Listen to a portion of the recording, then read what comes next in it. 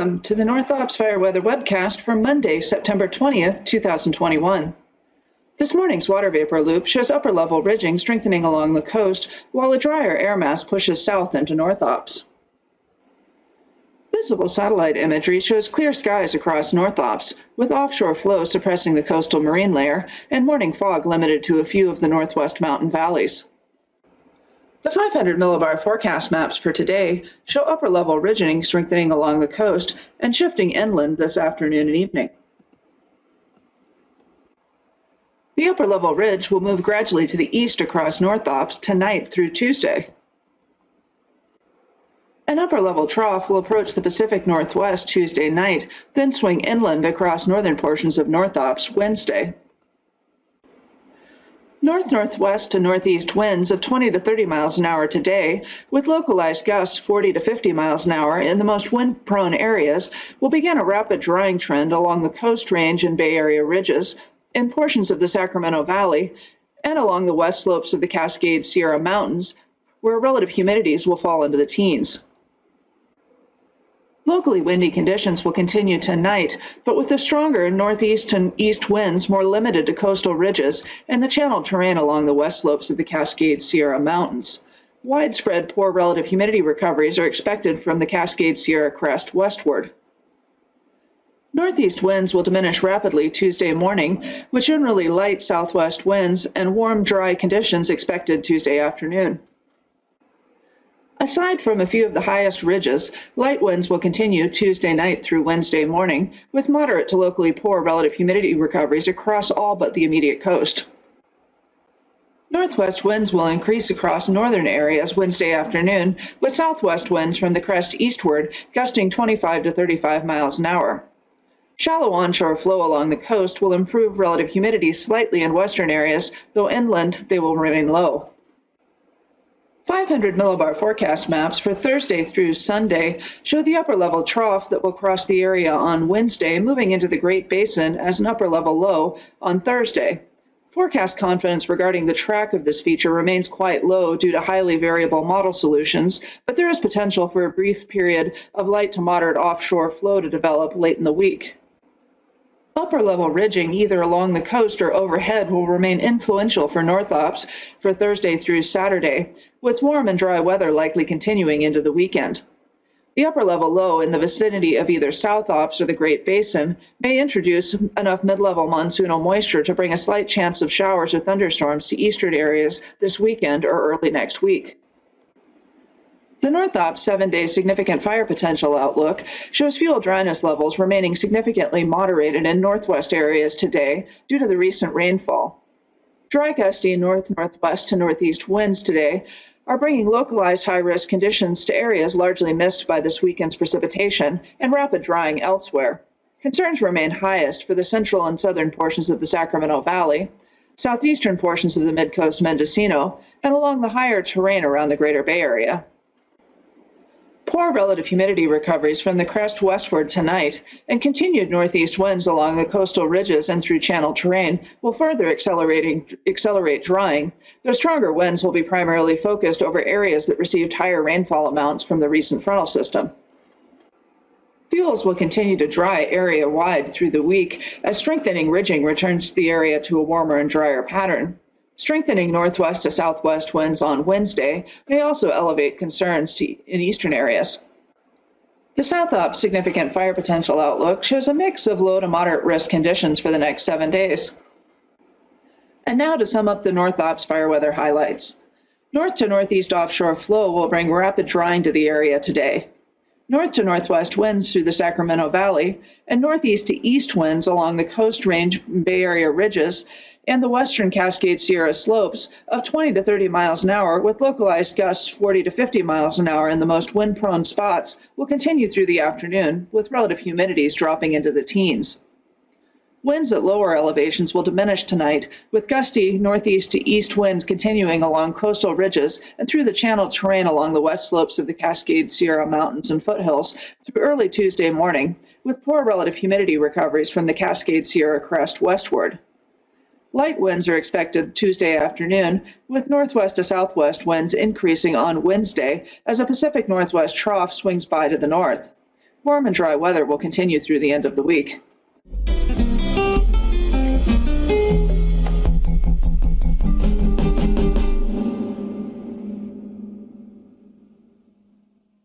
Hello, friends. So I'm a bit subdued today. I got a phone call and my friend's not doing well. So I've been here monitoring the fires all morning, which is sort of not knowing exactly what to do, where I just sort of think about what to do and then I look at the clock and several hours have passed by. So it's just one of those kind of days. I haven't been alone though. There's a friend here. A fun little feathery friend, which has been quite amusing on the cams. So I decided to make him the star of the show on my thumbnail. Keeps kind of just hamming it up and getting a close-up on Buena Vista Amador too. I think we should give him or her a name. What do you guys think? It's a cutie pie, you know. Vultures are beautiful. So I have a new URL where if you want to find the 3 cams with the birds on it today, you guys can check that out. So welcome everybody. Welcome. Thanks for being here. I am a bit frustrated by what we see on the cams for the KNP and the Windy. I've been watching the aircraft over Tahoe. Here at Tahoe has got some smokes. They've been concerned about some spots. Took down a longitude and lat, something like that, an hour ago. 33.79, 120, 28.175, middle of section 7. So they don't talk too much about what they're exactly doing. Just mostly, am I in your airspace? Yeah, you are. No, I'm not. So that's been frustrating too, but whenever I leave you guys, I think I'll just put it on that. Hey, Terry. Hello, guys. Good to see everybody. We have socked in smoke cameras. I saw something slightly alarming at the Concow. There was a structure fire. I hope everything's okay there. And I keep doing the replays and I can't catch it. There was an airplane. It seemed to have dropped water straight on the affair. And somebody else was able to catch it with a screenshot and put it on wildfireintel.org, but I wasn't able to. And it seems to be out and a done deal, which is nice. It's like 4 or 5 hours ago. But none of my freeze frames capture the airplane. But if you want to see what it looks like it was pretty cool. It looks like one of them crop duster airplanes. You know, those little ugly yellow submarines. We named them. The little workhorses. Oh, what's that aircraft make and model again? You know, the hideously ugly ones. But they do good work. So we are under red flag. This is an older article, but had a decent outlook on things at Ubinet. The National Weather Service, of course, has the official red flag here for much of the Northern California and the Bay Area and such. And Predictive Services did a good briefing on it. I was awake at 7 in the morning and was going to broadcast the Caldor meeting. That's when I first started delaying things. The microphone just wasn't on and wasn't really working for the Caldor meeting at the very beginning.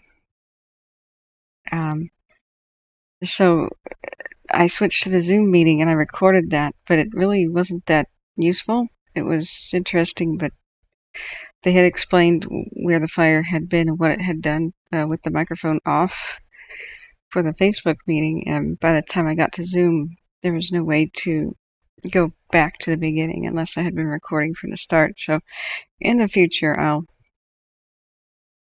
just plug into Zoom.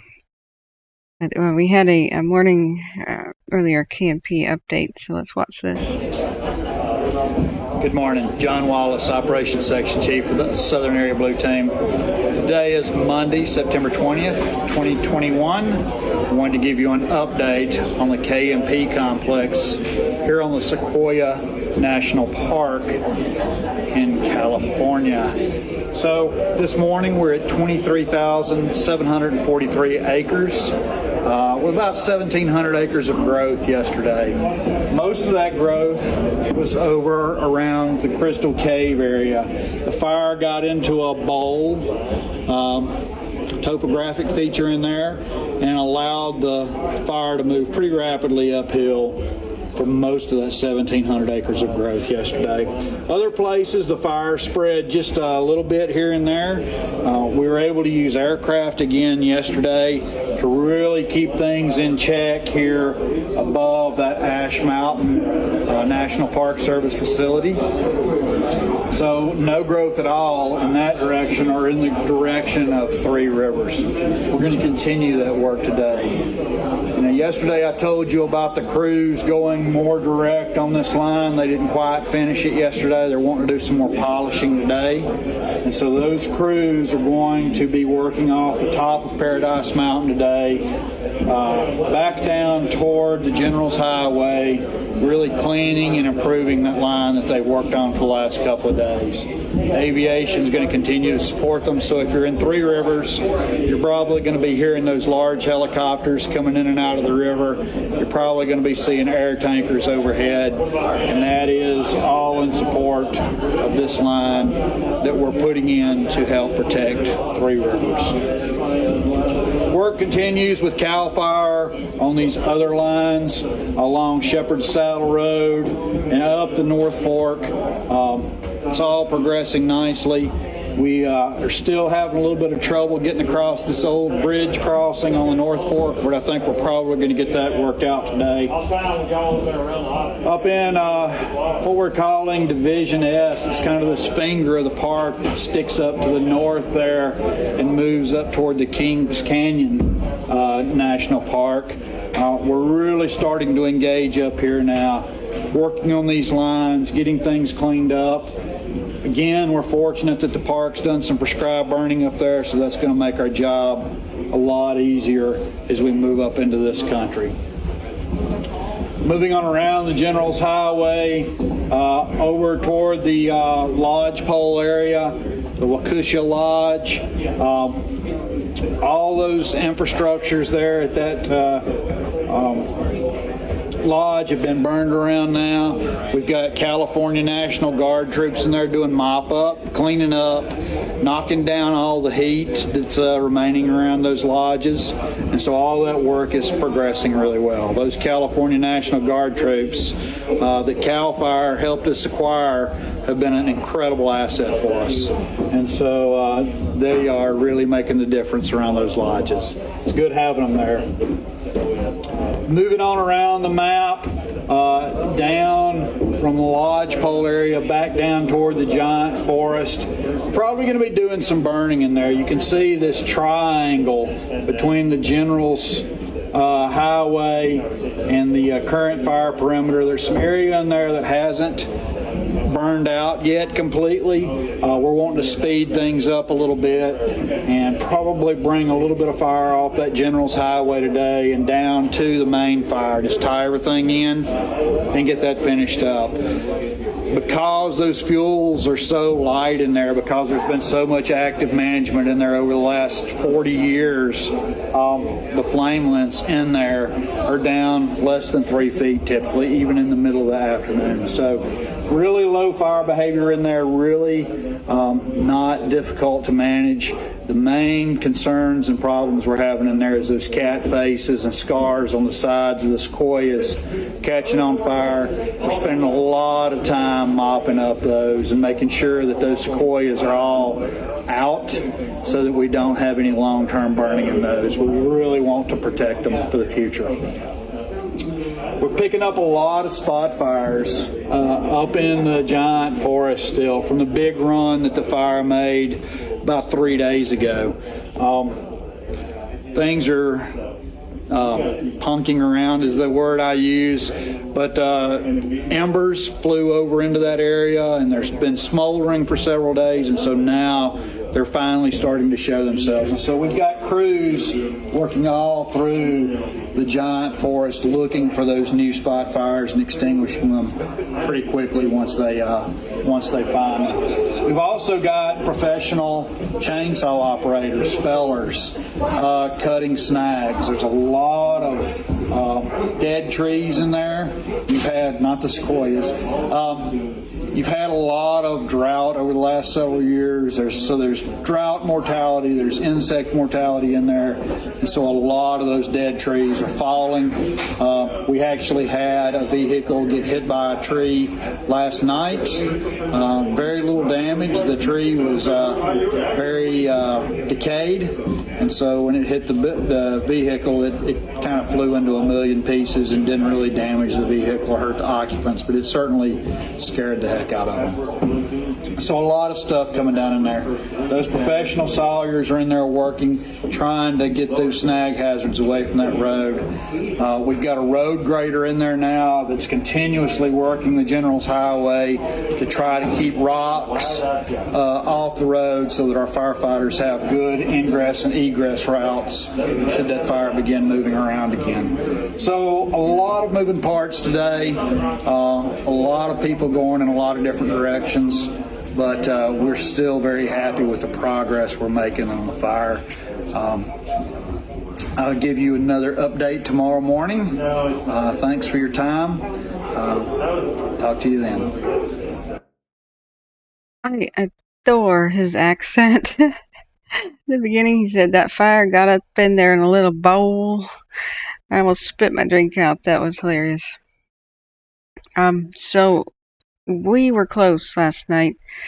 I was thinking that the hillside that was on fire that we could see, it was fairly spooky in the cams. We basically couldn't see much of anything, and then suddenly fire cresting a hill. I thought, see, here's Yucca Mountain. I thought it was right here, or right here, the ridges that we could see based on the cameras. Camera's point of view seemed to be oriented like so, according to Alert Wildfire maps, and they can be kind of off. You know, the camera's viewpoint sometimes doesn't exactly line up with where it's actually looking, and so it looks like it was this ridge on fire, I guess, but it was quite spooky. I'm not sure how the camera could see that because this seems to be in the way. This seems to be much higher than the actual camera. But zooming out, assuming they've got good new maps, you know, for the morning. They may not. I mean, maybe the infrared flight didn't go by, but you'd think they'd kind of get it and they would pencil it in.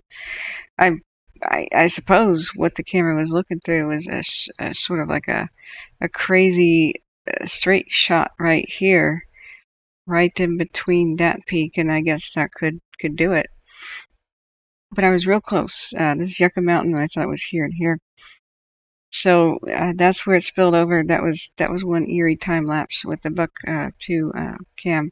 The other thing that he said when he says bowl, I just want to hear that again. Let's hear it. Today is Monday, September 20th, 2021. I wanted to give you an update on the KMP complex here on the Sequoia National Park in California. So this morning we're at 23,743 acres with about 1,700 acres of growth yesterday. 1,700 acres of growth yesterday. Most of that growth was over around the Crystal Cave area. The fire got into a bowl.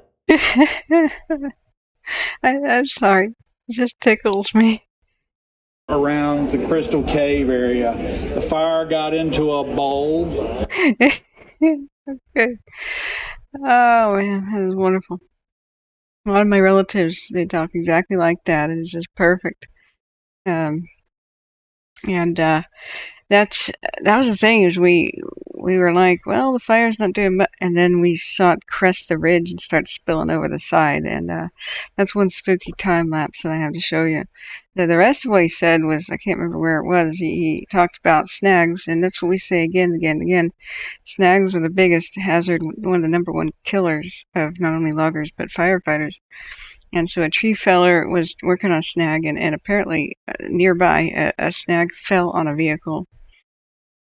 And I was chewing at the time. I want to make sure I heard that right, the rest of the story. That's crazy. That could have been a deadly situation.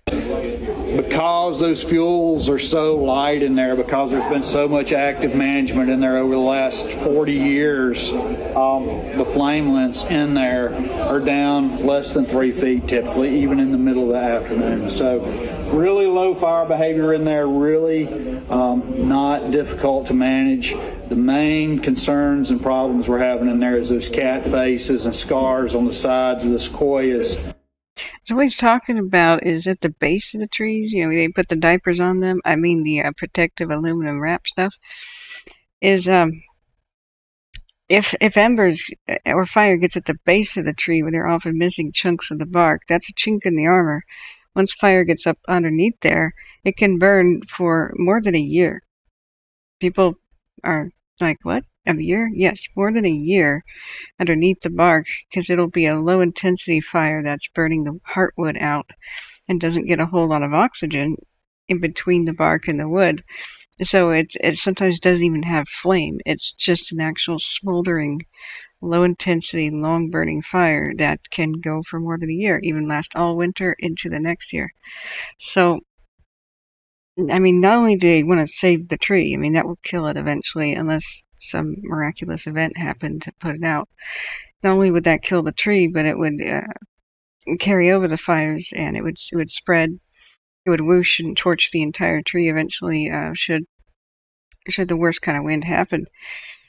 So a cat face, I reckon here is, that's where the bark has fallen off, and there's almost like a little cat nose, where the bark is missing.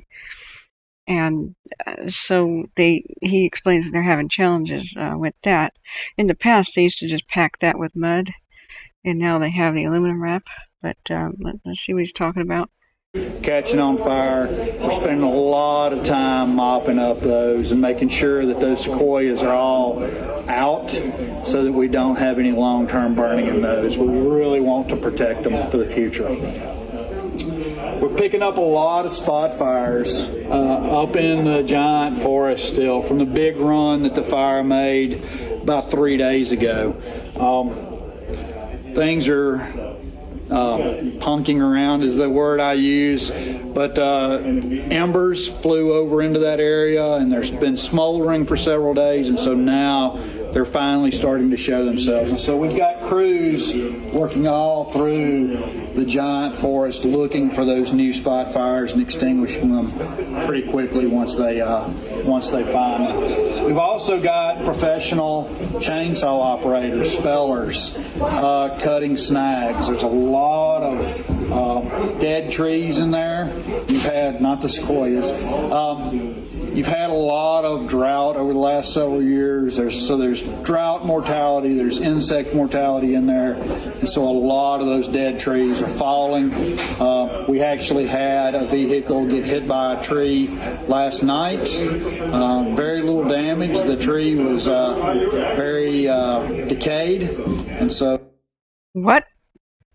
We actually had a vehicle a tree hit a vehicle last night with very little damage. The tree was decayed. When it hit the vehicle, it kind of flew into a million pieces and didn't.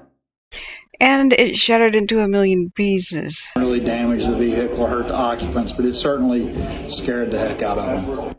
Oh, so it was occupied at the time. But the tree was so rotten, it shattered over the top of their vehicle into a million pieces and did not harm them. Wow. Now that's just like a Southerner to downplay that sort of a story, you know. They just sort of, you know, mentioned the extremely dramatic story, and then just sort of, you know, mention it in passing, and that's kind of the way they talk, you know. Just, you know, it sort of was almost fatal, and well, it wasn't, and so, you know. Wow. Yeah, it could be bark beetles, but it could be that snag was just sitting there rotting for, you know, better part of 75 years. Yikes. So that's one of those things where I was chewing something at the time, and I looked up like, did he just say that? I would kill to have that on camera. I mean, can you imagine if there was a GoPro or something going on in the car, and a snag shatters itself over the top of a car and everybody inside's okay and there's minor damage to the vehicle. Like, holy mackerel. So a lot of stuff coming down in there. Those professional sawyers are in there working, trying to get those snag hazards away from that road. We've got a road grader in there now that's continuously working the General's Highway to try to keep rocks off the road so that our Gotta keep the rocks off the road. Firefighters have good ingress and egress routes should that fire begin moving around again. You know, rocks, R-A-W-K. Gotta keep the rocks away, just like you gotta keep that fire out of the bowl. B-A-U-L. God, his accent is wonderful. So a lot of moving parts today, a lot of people going in a lot of different directions, but we're still very happy with the progress we're making on the fire. You know, he doesn't have 100% Southern accent. He didn't say fire, you know. Maybe he's trying to shed it a little bit, I don't know, but the deep South is like, there's a fire, you know, F-A-R-R-R. But I'm trying to place it. I'm trying to place it. It's very, very similar to my kinfolk, but not exactly. So wow. So you're totally upstaging the game here, but I know you got an announcement. That's pretty cool. But yikes! Is that La Palma erupting in the Canary Islands? That's nuts.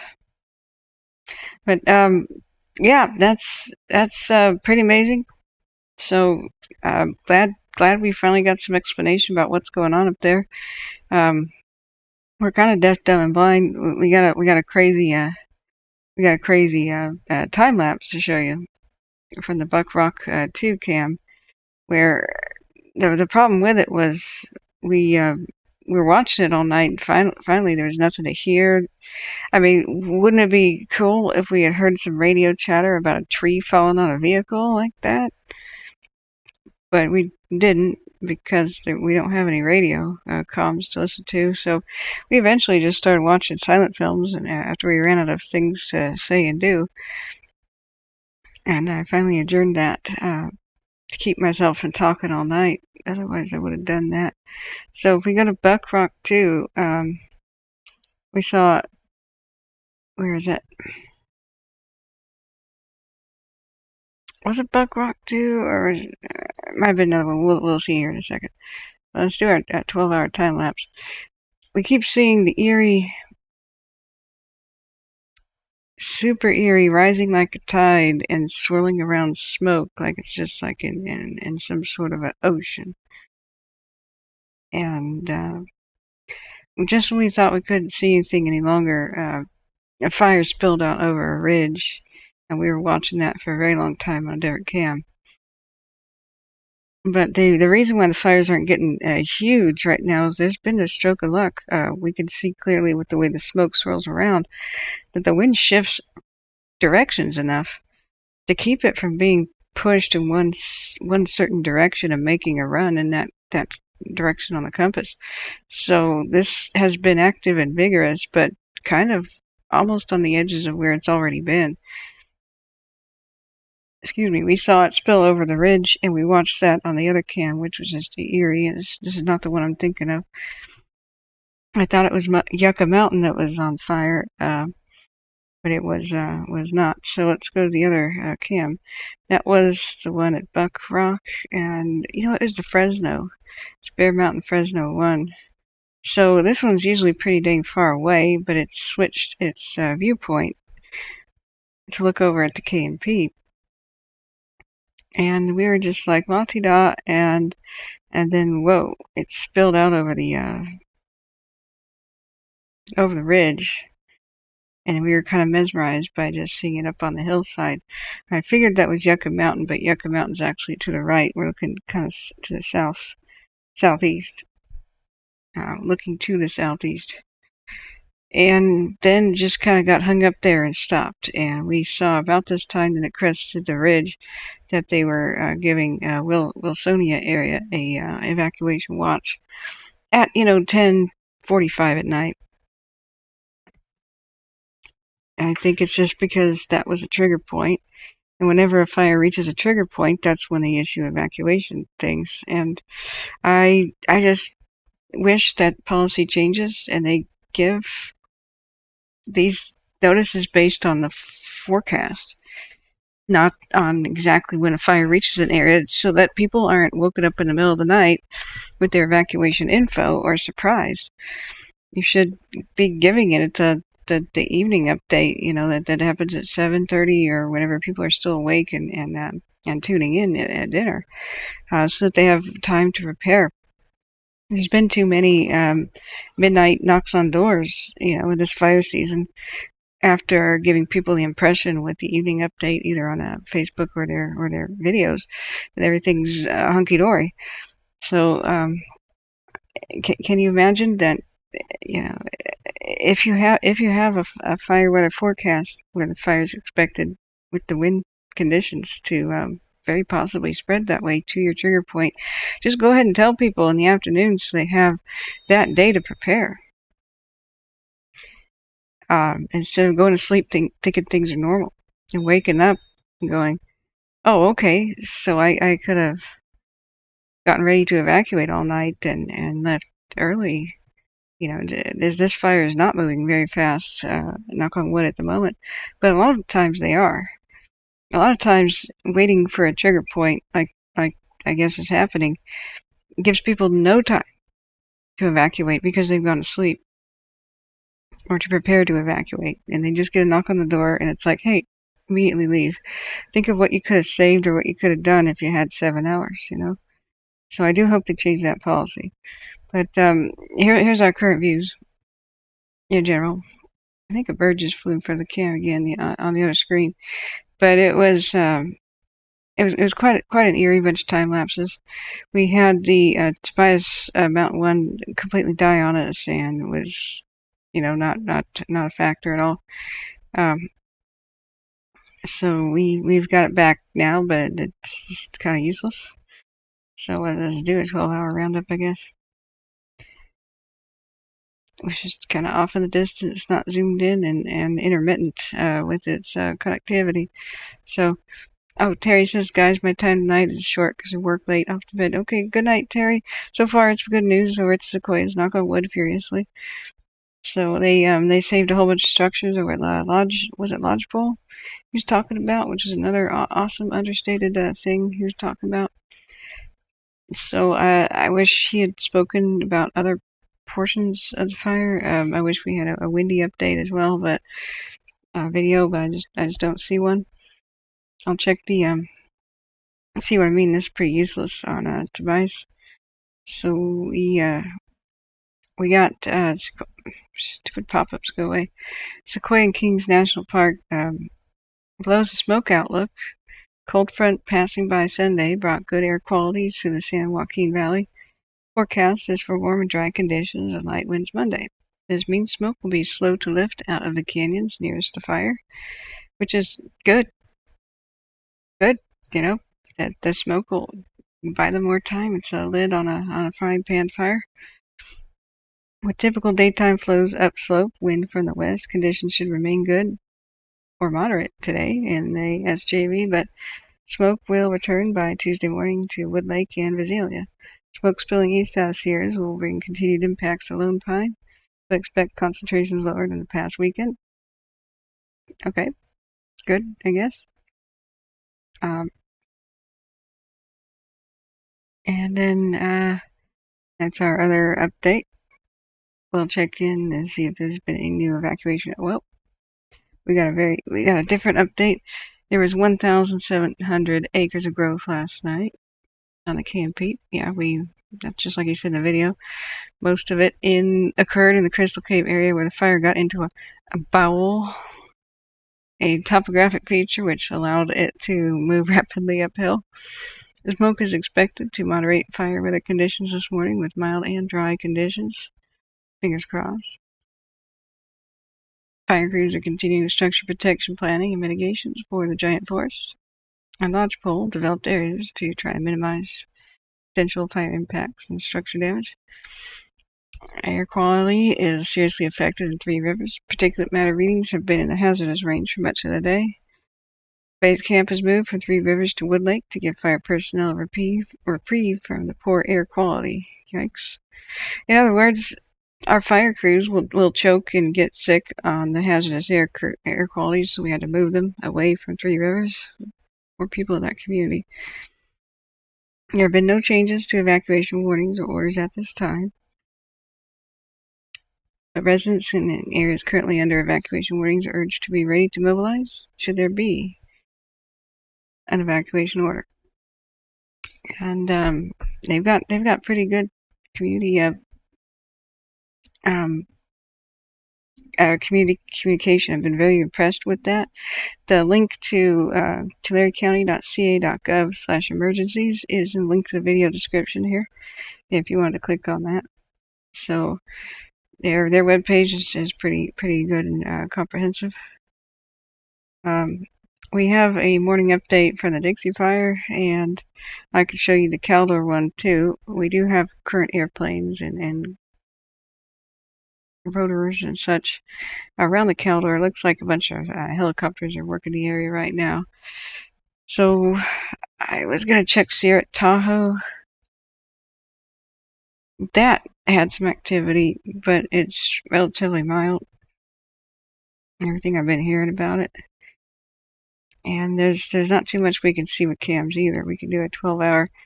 Now the winds weren't whipping and screaming at the camera like they were the previous night. So Emma Rose says it's pouring rain here in South Florida. Wow. Hey, good to see you though. Good to see everybody who's here. Yeah. Let's see here. Going up. Yeah, we should name the turkey buzzard. What should we name him? Oh, there's a different one. See, there's two of them. This one is jealous of the attention the other one's getting on the other cam. In fact, there were three here a bit earlier. It was pretty hysterical. They were flapping around and grooming themselves. On the lookout here. So there's three cams with buzzards on them. So let's see. That's live buzzard cam, you know. So here's the dawn for Sierra Tahoe. And you do see some smokes and such. It's still looking over towards the Echo Lakes. You can see it in the distance there. But it doesn't zoom any more than that. So, and over towards the left is that other lake. Oh gosh, what's it called? You know, that one. We're just going to call it India, Division India. You can see that smoke right there trying to climb its way over the Desolation Wilderness area. And remember when all those people said that fire couldn't climb Desolation Wilderness? It couldn't, you know, because it's all 100% rock, you know, whatever. There's plenty of ways for it to climb and hop around. But it's a lot less smoky than it was yesterday. They really have done great helicopter work on that. So you can only wish them good luck on that. Other cams just don't show too much. In general, you can try this one out for Tahoe. And other than that, I wasn't seeing too much throughout the night. But remember how torrentially wet that rain was? And it's like, whatever, it's gone. The thing about these dry winds from the desert east, these offshore winds, meaning the winds are going towards the ocean, blowing away, from the land off, to the ocean. These are dry desert winds, so the fuel's already baked to dry again. It's really low humidity. Didn't have much recovery during the night, so already the landscape's pretty dang crispy. And it'll get crispier as the days go by, so that's the whole red flag warning thing. So it's in effect till what, tomorrow night, something like that. Arkansas, maybe. Smitty says maybe. Yes, it's not quite Georgia. It's not quite Panhandle. It's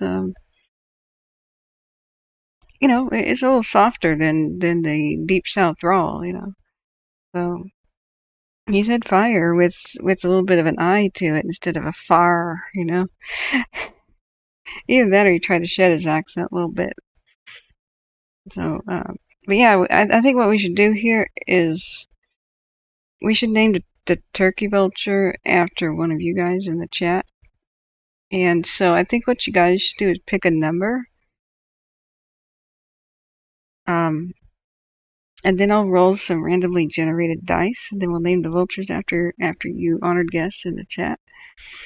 Hi, Crosswave. Hello. I know it's so sad to hear what happened to Gabby. They apparently found her. They are pretty sure about it.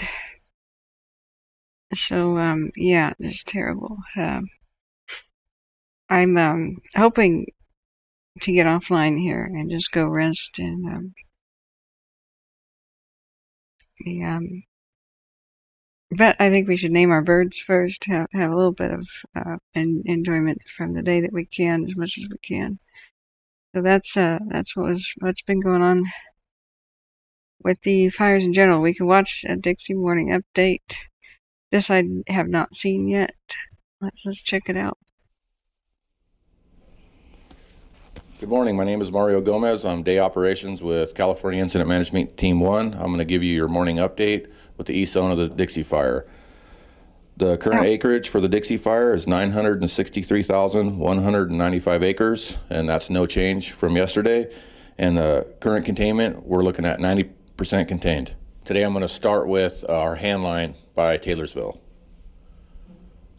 Here, this hand line over by Taylorsville is something that we've been working for the last week and a half. We're going to continue to staff it today with Beckworth hotshots. They're going to send half their crew in from the top and the other half their crew in from the bottom and mop up and secure any threats to the line. This section of hand line here by Taylorsville, we're going to staff again today with Beckworth hotshots. Half their crew is going to go in from the top and the other half the crew is going to come in from the bottom, and they're going to continue to patrol and mop up and secure any threats to the hand line. Coming on up into Romeo, which is Grizzly Ridge, resources are patrolling this section of line, and they're going to be working on suppression repair on Grizzly Ridge. Moving on down into Lake Davis, resources are going to be patrolling and working on suppression repair on the Beckworth Genesee Road. Those are lines that you can see here is where a majority of the work's going to take place. Coming on over onto Turner Ridge, resources are patrolling. The suppression repair has been completed in this section of our dozer line. And moving on down into Dixie Valley, resources are also patrolling and working on suppression repair on these dozer lines here. The heat that we were working on a couple days ago by Dixie Mountain hasn't posed any threat to our line in a couple days, and we were going to monitor it by air today, and that also holds true for this section of hand line here that butts up against the Beckworth Complex fire scar. Moving on down into Division Papa, resources are patrolling and working on suppression repair along the 395 corridor. We're getting a lot of calls for service along the 395 corridor, and folks are going to maintain a active patrol and respond to calls for service. Coming on up into the Black Mountain area, resources are patrolling and doing suppression repair. This meadow here that you can see on the map is getting worked on today with hand crews and heavy equipment. They're working on the dozer lines that were put in that on that meadow. And then this section line here that you can see, the suppression repair has been completed and it is in a patrol status all the way back to the Walker fire scar. Coming up to the spot fire up by Taylorsville, resources are patrolling this entire spot fire. Suppression repair has been completed down along the front country here on the 395 corridor, and folks are out patrolling up in here on this dozer line. Suppression repair has been completed. Moving on over into Antelope Lake, resources are working on suppression repair around Antelope Lake, and they're going to continue working to the northwest along Fruitgrowers Boulevard, and this entire section is in a patrol status. Folks are going to be maintaining an active patrol all the way up to the east-west zone break. Coming on down into Indian Valley, folks are patrolling and responding to calls for service. We had 3 calls for service out by Greenville yesterday, and folks are going to continue to maintain a presence and provide a response to smoke reports. Coming on down into Taylorsville, again, all this section of the fire here is in a patrol status. We've got folks working on suppression repair around Mount Huff, and then dropping down into Ketty along this section of the fire here, resources are patrolling and working on suppression repair all the way out to Indian Valley, or correction, Meadow Valley. Around Meadow Valley, resources are working on suppression repair and maintaining an active patrol. The 2 main areas of focus are here, the dozer line that you can see that takes off around Meadow Valley, and then the Pacific Crest Trail, which is here in the Bucks Lake Wilderness. The remaining section out towards Story is in a patrol status. All the suppression repair has been completed. And now I'm going to talk about the interior island that we have up by Caribou. We have 2 engines and 2 water tenders again staffing this section. We had an interior island that popped up a couple days ago, and we were able to get resources to it. Yesterday we inserted 2 engines and 2 water tenders, and they secured and mopped up 50 feet. Today they're going to be continuing that mission, looking for 100 feet of mop up with this interior island here that you can see in the Chips fire scar. Also, resources today, our primary focus is going to be to secure our control lines. We have a northeast wind coming, so folks are going to be in place to deal with the change in wind conditions and provide a call for service for all the smoke reports that we're getting. And that's the end of your morning report. Thank you and have a good day.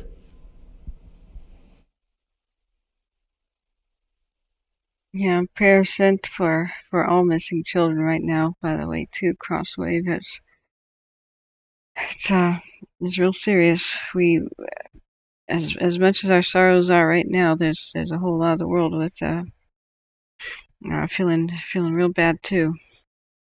So we got our happy birds though. So one fun exercise we can do for our mental health here is, you got to look for some positives, something to hold on to when things are kind of bleak. Is we can name our vultures here. And so I think that what we should do is roll the dice. Each one of you could have a number who wants to participate in the vulture naming contest here. Now the vulture name I pick, basically, but you are going to have a say in it. So I'm the judge. You basically have a submission, right? So, hey Vanessa. Yeah, how are you? So if you'd like to participate right now, then what we should do is just go ahead and type Y like the letter, into the chat right now, and I will take down your name. So go ahead and do that now, and then we'll name these vultures. We got several to choose from. Oh, the other one's back. This one's back. This was one of my favorites. This one is a ham. It's making a cameo constantly. So it's a 15-minute time lapse. It comes by and perches, and then looks directly into the camera half the time. It's pretty amazing.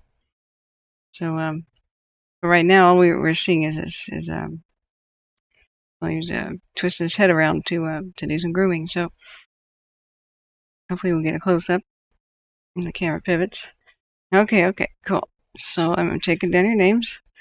There's Emma Rose, Melissa McGuire, M. Daniel W. D. Thomas,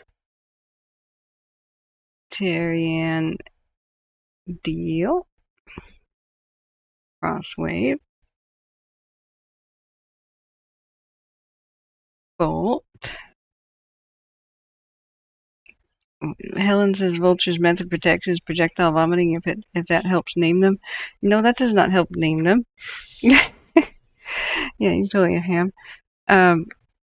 I'll check back on the other cameras with our friends here.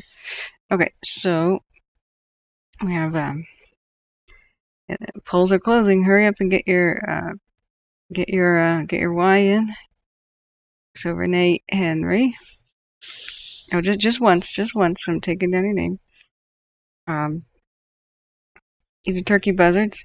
I found out though that California condors do make an occasional appearance on some of these cams. They have a huge wing tag, a numbered wing tag. That's the best way to tell them apart. Okay, so just once, guys. I've already taken your name. Okay, Smitty wants to participate. Everybody, if you want to help name the vulture, then go ahead and put your type Y, the letter Y, into the chat. We have apparently 4 to name. There are 3 on one cams, and there's a single one here. That's a huge ham here. He loves to have his close-ups. Okay, so C-Probe. Smitty, stop it. You already did it once. Guys, too many, and you're going to get disqualified. Big Al. 007. Urban. Okay, going once, guys. Going twice. Okay, Brian has got his in. Brian. L. Okay. Going once, going twice. Alright, so we are, polls are closed. We have 1, 2, 3, 4, 5, 6, 7, 8, 9, 10, 11, 12. We have 13 participants. Therefore, I shall roll 13-sided dice. And I have numbered you guys 1 through 13. And we shall see who gets it. And we shall roll 4 different times for 4 different vultures. So we have that cam. We got there's 3 that appear on this one. The time lapses are quite delightful. It was 3 hour. They've been hanging out here all day, just kind of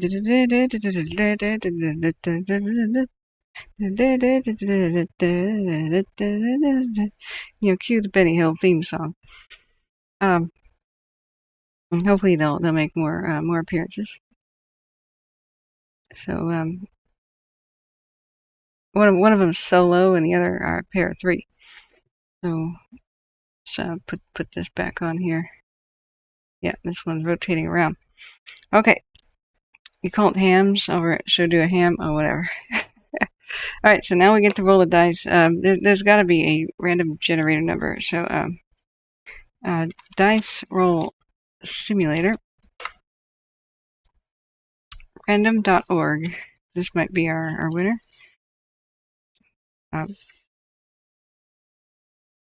Random.org, roll a dice with roll 13 virtual dice. Okay.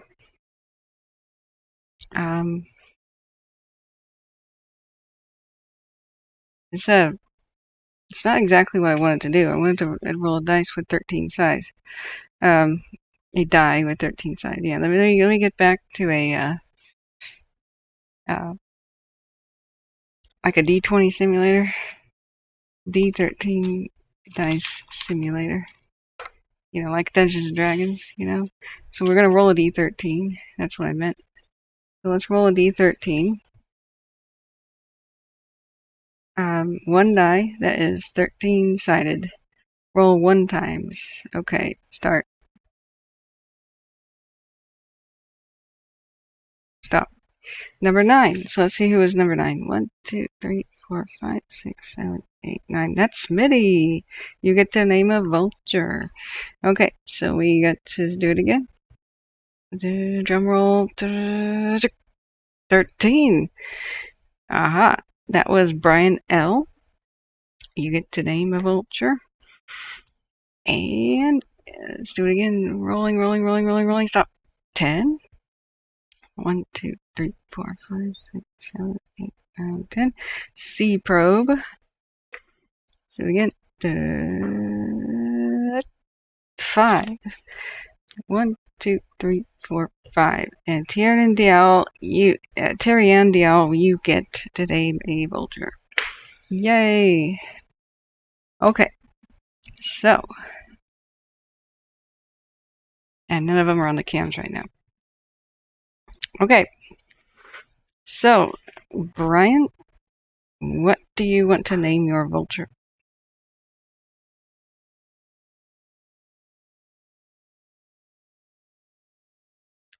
And go ahead and let us know.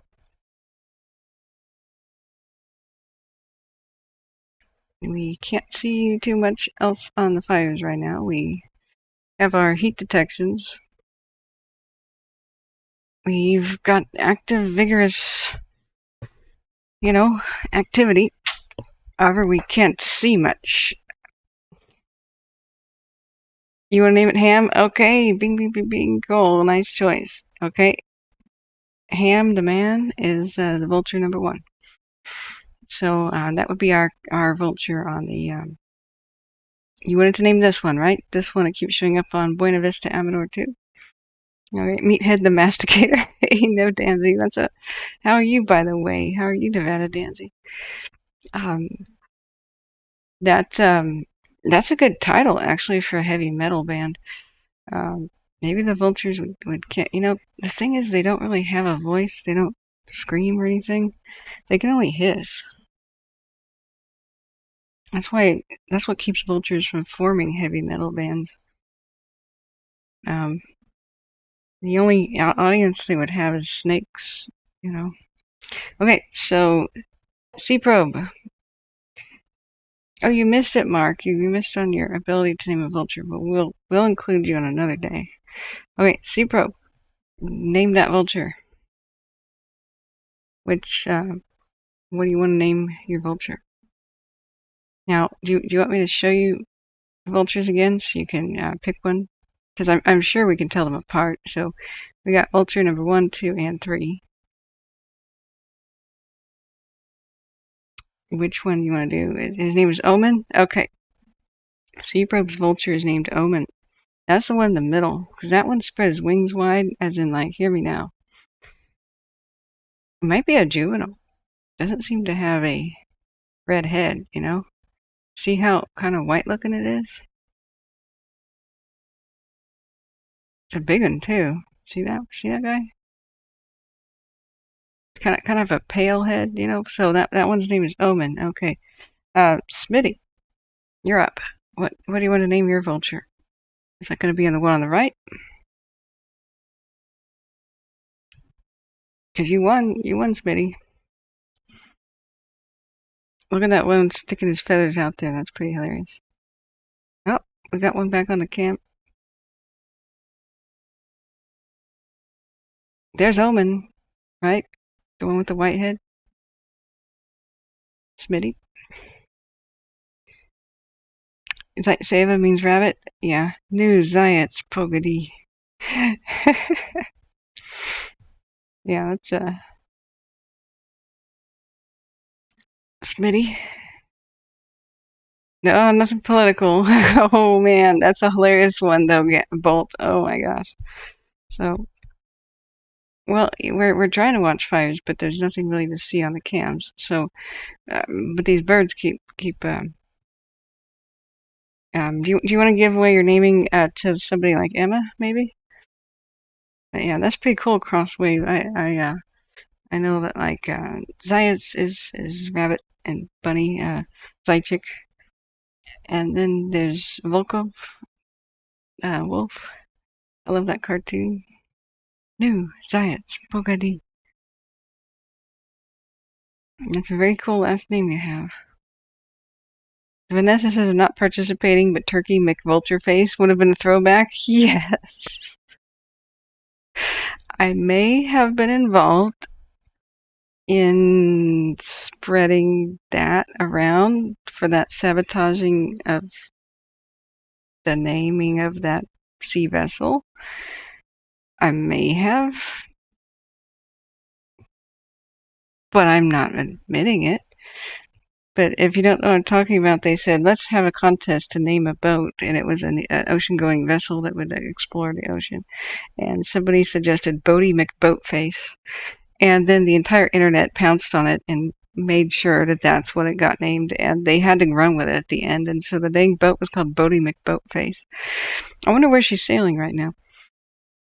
Seapro says Chiburashka and the alligator. Okay, you just get one name. Cheburashka? What does that even mean? If you just maybe say something bad in a foreign language, I'm gonna get you.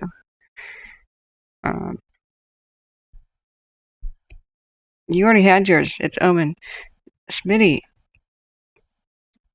Fire hose Hattie. Oh my gosh. My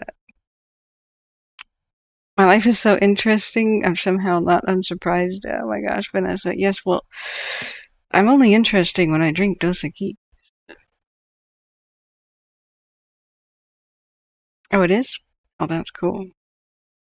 The only Russian cartoons I've ever seen is New Zayats Pogadi. Okay, so the other vulture's being shy,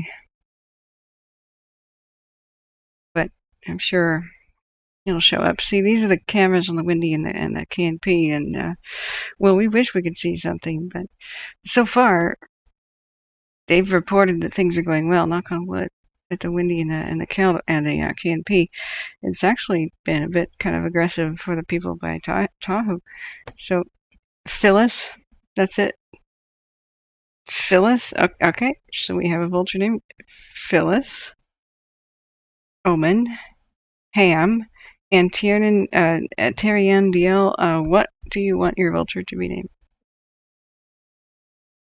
Oh, that's Christina's last name is Rabbit. Mine is Knadjan. Oh, is that Armenian? That sounds cool. How long has the vulture been chilling up there for? Well, they're in different spots, but the better part of 3 hours, both of them. So the vultures come out, and so the eagles, when there's high winds, they really love it.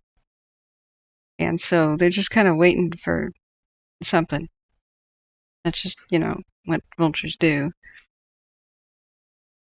And they take off when they sense something. So Winifred, that's awesome. I love Winifred. So the oh, it's cute. Looking back at itself, I think vultures are awesome. Condors are majestic. They're the kings. So Bolt says the turkey vulture has the largest olfactory system of all birds. Vultures prefer meat as fresh as possible and won't eat extremely rotten carcasses. Oh, really? Well, there was a funny vulture at the Oregon Zoo. We visited it, and they taught the vulture to beg for money from the crowd. I realized it was the best scammy trick ever. So they said if you give the vulture $1, then it was trained to hop over to a tip jar and put it in. And so I whip out $1, and sure enough, it takes it in there. And my sister whips out a 20. It takes the $20 bill, just snatches it right from her hand, and goes and puts it in the tip jar. And it just kept doing that throughout the crowd. It was just that was genius. Whoever figured that out. But the bird show at Oregon Zoo is pretty cool. So Smitty says, "You figure I named an eagle Moira?" Yeah. Oh, you have a link to a cartoon. That'll be good. I don't think Soviet cartoons are. Hey, there's one flying off in the distance. See that one back there? That's Omen or something coming in for a landing. Although Omen is the one with the pale head, so that might be Omen over there to the left. Sea Probe's extremely ominous naming scheme there. Renee says Condor Fireflyer. Yeah. So don't worry, guys. I've taken down your names, and on a different day when we see more vultures, you guys can name those. So now California does have some black vultures, primarily turkey vultures, and condors. And down there by the K&P cameras, we possibly could see a California condor. You would recognize them by the big bulbous head that kind of looks like those monsters from the movie Willow. You know, the weird dragon thing. But also they have a wing tag, and they would be absolutely gigantic. Sea Probe, have you ever heard of a good omen? No? Because I'm gothic. So can you review the names, please? Okay, yes. Now, Terry Ann has not submitted a name. Terry Ann won the prize, but has not submitted a name. So we could name one Augury. Yeah. Dude. I thought that was my title, though. I'm the one who reads the omens. And so far, with the amount of crazy crows and such, and ravens and hawks, or down there by the Windy, those I read as decently good omens when it first started. But we'll see if that pans out. Eagles are the best. Eagles are like super rays of hope, you know. Oh, Buzz. You want to name it Buzz? Okay. All right. The third vulture's name is Buzz. So we have Buzz, Phyllis, Omen, and Ham. So Buzz, Phyllis, and Omen are the three ones on this green camera. And Ham is the one on the thumbnail of the video and on the Buena Vista Amador 2 cam. So this cam has had California condors show up on it before. I've actually seen some other people's screenshots. So you never know what's going to show up on here. Now, high wind days are when these birds come out. They're like, goody. Crows and ravens struggle a little bit in the high winds, but the big wingspan birds are like, heck yeah, give me more. So they're in the southern Sierras. They're hanging out all over the place. That was their stomping grounds. Well, ever since the Ice Age. I wanted to make a series of documentary videos called Ice Age Survivors, which are creatures that somehow made it to the Ice Age that really shouldn't have. Oh, up there. Wait. Well, did we just miss him? He was making an awesome cameo. Oh, dude, we might have just missed him making a Ham cameo. Let's see if we can go back. Oh no. Oh no. Did you see that? Yeah. Okay. Boing. There's Ham. Oh man, clean your beak. You're on television. Man, I just want to go over and like lick a napkin and wipe his beak off. Like, dude, you left the house like that. Just, how are you gonna get females looking like that, fella? But, how about hawks? I don't know. I have to sleep on that. I have to have a vision, you know, to interpret that. But the funny thing was is that the crows, that one day that we saw them on the cam, they let's take a picture here. And this just happened, by the way. Right? This just happened. That's 14:53, and that's 2 minutes ago. The camera rotates. Now the vulture will sit there, but the camera has to rotate back around to see him. So I'm sure that's a male, but it kind of has a female vibe to me. But they're not sexually dimorphic, so who knows? The other three occasionally sit on this perch on Cedar Ridge, but the funny thing was when a whole bunch of crows were in front of the cameras that one day. And then a bunch of ravens came by, and the crows harassed the ravens. And the ravens were like, "Get off my perch," and the crows kind of got angry. And then a hawk lands and went, "My perch," and that was funny to see. So, oh yeah, crows have been adapted to humans. So testing crows have opened a 2-liter with peanuts inside. Yeah. Oh yeah, crows are smart. I rescue them all the time. I can tell you stories about like Baby the Crow. That bird was something else. I should have kept Baby, but I returned it to the crow family.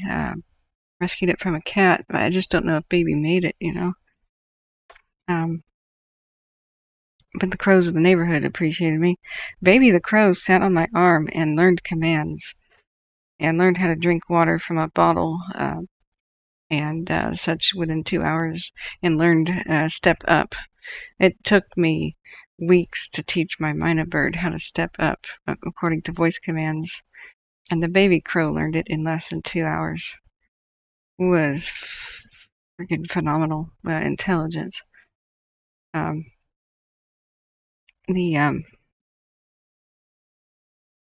The dang feral cats of the neighborhood though might have got Baby. I don't know. I took it to Audubon for a thorough checkup, gave it a bath once I saved it from the cat, and kept putting Baby up in trees. And I would hang out reading a magazine, and the crow family would squawk, but Baby, of course, couldn't fly. Pretty much all birds in America have to learn flying from the ground up. They fall out of the nest, and they just walk around for like 2 weeks on the ground, waiting to be fed by their parents constantly. Now, cats are not native to North America, so when they kill, it's mostly finding a fledgling on the ground. And they don't even have to really want to kill the bird. They can just touch it with their claws and transfer deadly bacteria onto the bird. Or if they just do a minor scratch, that bird's dead. Unless a human intervenes and washes the bird. But those feral cats were trying to kill. And I don't know if Baby made it ultimately. I hope so. Gammy says Heckle and Jekyll in the cartoon. Oh wow. Yeah. But the Caledonian crows have learned to use tools and fashion them. And the crazy thing about their intelligence is it's not just figuring out puzzles and crafting their own tools to get peanuts and such out of things. They understand displacement. That's wild. The Caledonian crows that they tested understand that in order to get their treat, they have to take things like rocks and pebbles and put them inside of a cylinder of water in order for the water to rise enough with the floating peanut on it so that they can reach it with their beak. They understand that putting rocks in the cylinder raises the water level. That's displacement. That's what blew my head apart, and I never quite recovered. So, yep, there's our, now that one's name is Phyllis. The glossy black looking vulture's name is Phyllis, according to Smitty here. So,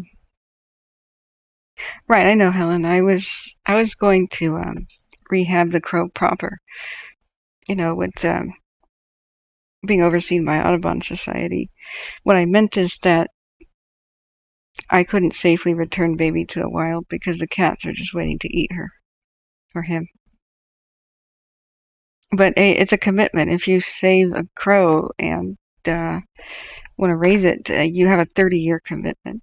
I mean, it's not as bad as a parrot, but that's 30 years. So ravens can live a lot longer, I believe, but they're huge. People don't realize how big a raven is. They're pretty dang big. They're much taller than a top hat. So, does anyone remember Go Gophers? Go Gophers? No, I don't. I'm a youngster. So, yeah, soon. I'm still pretty sick. I will try to fix my computer. I've been trying to fix it last 2 days, but I have a problem where sometimes I'm making videos and my computer restarts itself in the middle of it, and sometimes that has destroyed the stream. So yeah, I will try very soon, Crosswave. I'm just not feeling well at all, and I haven't quite fixed things. So, but I'll let you know. I have not forgotten. I'm very sorry.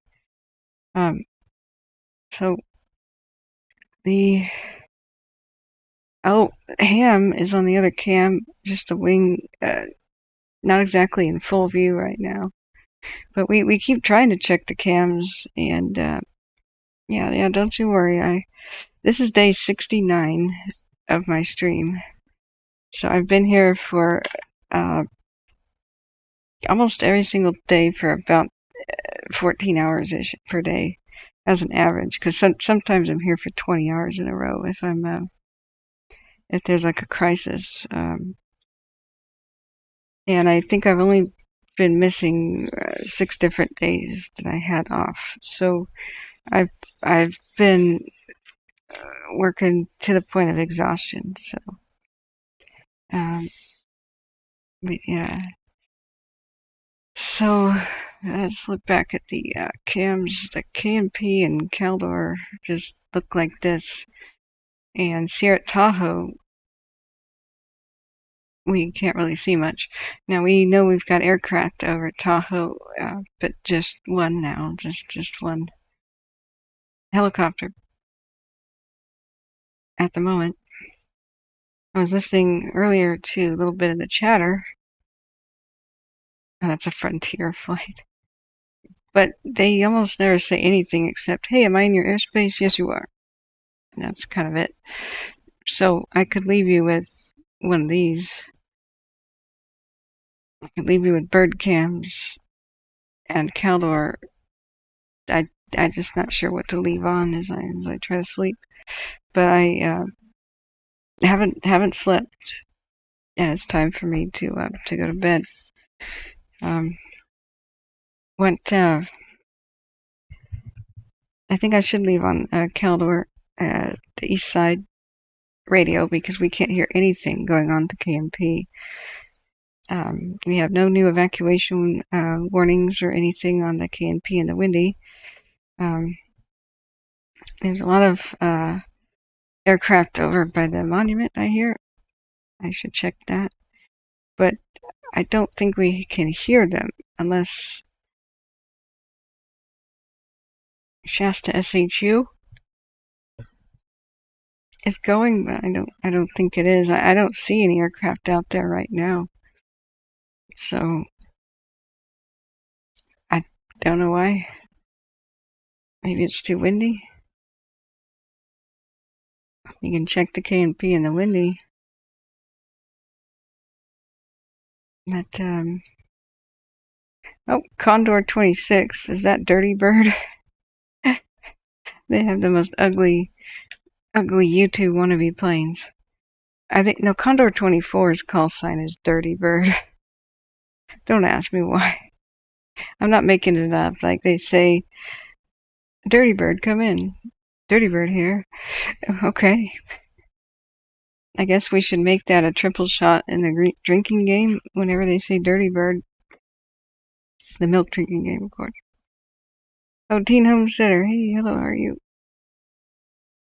So, Yeah, if we get more rain, RJ. Meanwhile, it's a 90-degree week for much of Northern California, like baking it dry.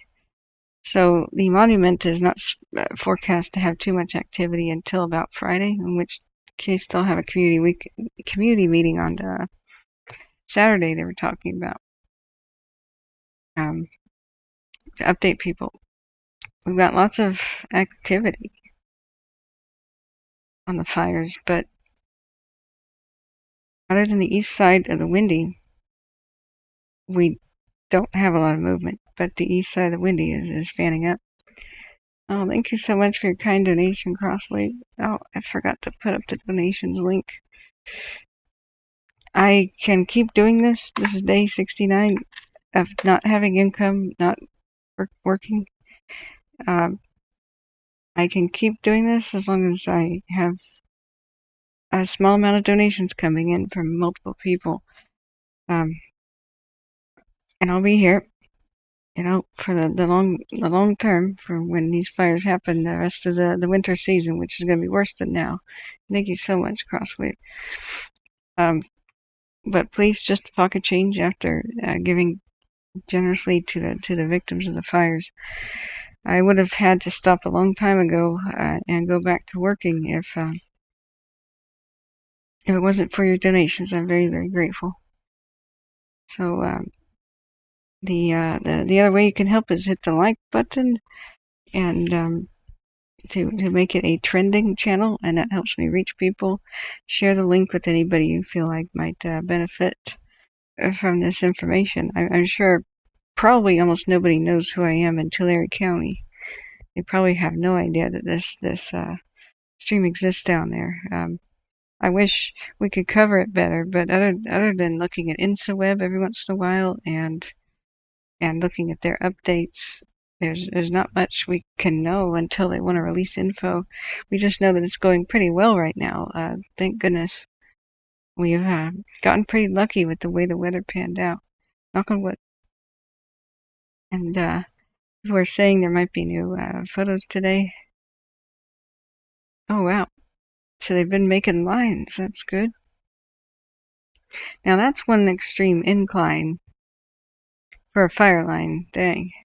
Look at that fuel as well. Yikes.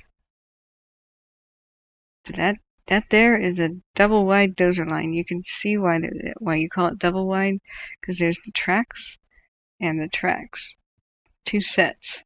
So here's tracks and tracks. So it's too wide. Now they can make it better and better and better by widening it. But in wind-driven situations, that's not much of a barrier. So that's why they run around splashing retardant as well. And but this gives them the ability to respond, put water on things, run up and down, and it keeps it from moving around on the ground, But with high winds and embers, that's not a barrier. So they need time to make those things better and better. So wow, there's some crazy photos. That's the southern portion of the K&P, seen from Amphitheater Point. It's on the 18th, though. And is that a Vertol or a Chinook? I think it's really ugly. I think it's a Vertol. Whenever a spot does get over their lines, this is the way to catch it. That's a huge amount of water they can drop from the twin rotor aircraft. Those are the big guys. The Type 1 helicopters. Type 1 means big. There's big, mediums, and smalls. Type 1 and then medium is 2 and 3 is a small. So that is a Type 1. I think that's a Type 2. Type 3s would be like a K-Max or something, I reckon. But they can do a good job. Now, they won't put water in the fire to put it out, but they will put spots out. The rest of the fire, it's too big to be contained. It's, wow, look at those trees. They're just going to rope it into a corral and let it exhaust its own fuel and wait for winter to put it out with snow, because there's just no human way possible to do it once they reach a size. Oh, and this is really cool. I tested this and it works. So if you want K&P and/or windy updates, you just get out your cell phone and you add a new text message with the plus button. The phone number to text is 22828. And the only word you need to text is K&P. And it'll say, what's your email? And you type in your email and it says, okay, we'll send you email updates. It's really cool. So, let's look back at our vulture cams.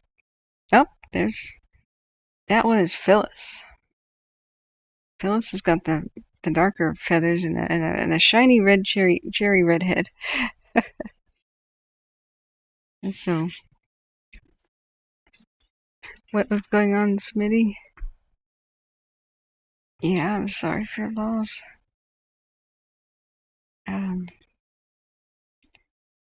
So, yeah, Bolt says the width of the dozer line needs to be at least twice the height of the fuel. Good fire line there. Yeah. So, the bad thing about those fuels is the whole tumbleweed effect. They can detach at the roots and go be flaming little cannonballs jumping around on the ground. That's what we don't like about the winds. But now ham is not on the other cameras. If you want to monitor all three, this is the bird cam setup I have off screen. But looking back up to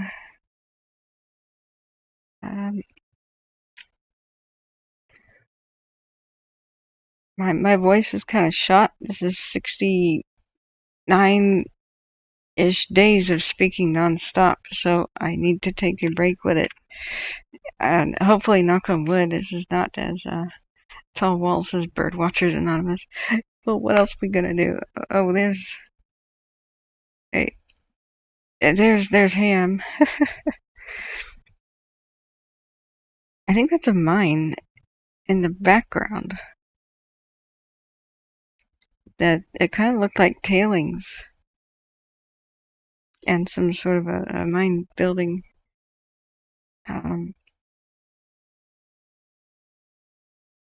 So, yeah, exactly. Helen says perched vultures are the good omen, as they don't fly without wind or thermals. There you go. But some of them took off today. So, I do hope that more people get to name more vultures, because Winifred sounds like an awesome name. Sylvia Land, 2 comments. When I click on a web page that somebody posted, it asks me if I want to block. I don't know what that's about. I've never heard of that before. It doesn't do that for me. Are you clicking on the 3 dots to the right side of somebody's name? Because that's always there. You know, if you click, now that would be people blocking me. If they chose that option. Sylvia, are you clicking the 3 dots to the very right of somebody? Because you could do that for anybody in chat and hide a user so that you didn't see them personally. Let's go back to the other. Yeah, there's Phyllis.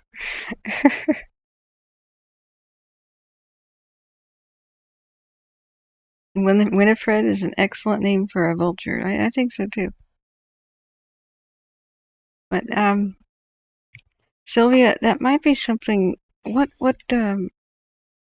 browser are you on? Are you on mobile or desktop? Is it like Chrome or Firefox or like Safari? Because I haven't heard anybody else report that, other than if you hit the 3 dots by somebody's name. The thing is that people keep asking me to ban people from chat if somebody else just doesn't like what they have to say. But for the people who are not mods, the advice is, well, just click on their name if you don't like that person, and you'll never see them again on YouTube. You can block somebody. It's kind of like blocking somebody on Facebook, and that is not advice for my mods. My mods can't do that. If you just personally dislike somebody, you gotta deal with it. But really, if it's a minor thing, or somebody's just snooty, or you hate the way they speak or something, you can just hide that person from your view. Why don't I hire a computer high school person to help you? I'm pretty good with computers. I build computers for a hobby. I built my own computer, and I've lost track of the hundreds of computers I built for other people. I would not trust a random person just hiring somebody, you know what I mean? The only hope it happens when you try to go to a website that they listed. What browser are you on? It could be an extension that you have that's trying to protect you from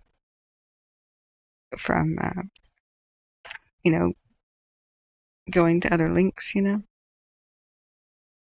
But I'm not a programmer, but I build computers. I'm pretty savvy. I teach people how to use them. Streaming is something new to me. But the reason why people got blocked is because my mods went ape, actually. Some of them got hacked and then started randomly blocking people. And then a couple other interesting things happened, such as a cat jumped up on a mod's keyboard and randomly started banning people. That was pretty funny. Oh, Apple Pro? Okay. So that just may be a Safari thing, trying to keep you safe, And I don't think it's trying to ask you to block a person.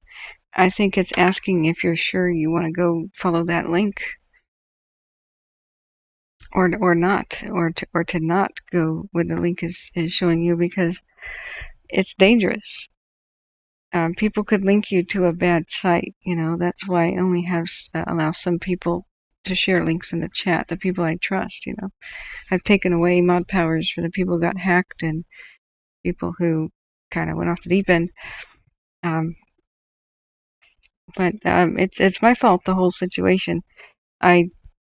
We had thousands and thousands of people come in here, and some of them were, like bots that were trying to get people to go to bad adult sites, And so the chat was flying by at 1,000,000 miles an hour, and I took volunteers, and some of them didn't know what all the commands did, and so they thought that hide user on the channel meant something else, and it means ban somebody. That's what that means. They can never ever say anything on my channel again, not in comments, not in chat. Hey, RJ. Commando was never a mod. You think I'm crazy? But yeah, a couple people come in and they're like, "Why am I no longer a mod?" And I'm like, "Dude, you just banned 16 people randomly yesterday." I did? And we found out that person got hacked. And I had to inform them, "Yeah, you did that, dude." So, and then that person looked at their phone and found out other evidence of hacking. So, but there's been a lot of disruption. I can't believe it. When we were in the Zoom meeting, we were trying to listen to the Dixie Fire Zoom meeting that the government was doing, allowing people to participate in the community. And people sabotaged it and tried to yell they did yell racial slurs and expletives. I had to stop the meeting. I mean, they crashed a community meeting about fire. That's just evil of them, but these people are out there. And so we've been doing our best we can, but I don't know why people are sick, but they just behave that way. So it's been difficult to kind of deal with hackers and bots and stuff. So, But I needed to recruit people fast, and I recruited the people that just seemed very, very nice to keep this going. And I knew it was taking a risk, so I just had to undo the mess. I'm very sorry if anybody got banned unnecessarily or for no reason. Please email me. Please email me, and I'll try to unravel this. But I get so many emails a day, I'm just trying to keep up. It's kathryn.davidson.wildfires@gmail.com. It's always been in the description of my videos. And please don't mention that person. It's okay. But it's considered not good to go into somebody's stream and tell them to go watch somebody else's stream. That's usually when I see viewers leave, like, last time that happened. Oh, there's this other YouTuber who does this thing. Well, I watched 300 people leave my channel to go check out the other person. So, it's okay though. The people that I think people should go watch for fire info is Holt Hanley. So promoting him's totally cool. He's awesome. Hanley the kid. Hey Morris, are you? Yeah, you're back. I had to unban you a couple of times. Holt Hanley. Daniel Kearns when he's live on Facebook. Like Zeke Lunder when he's made something. He now has a YouTube channel, which I hear is cool. I have him linked in the description of my video. Blanco Lirio also in the description of the video.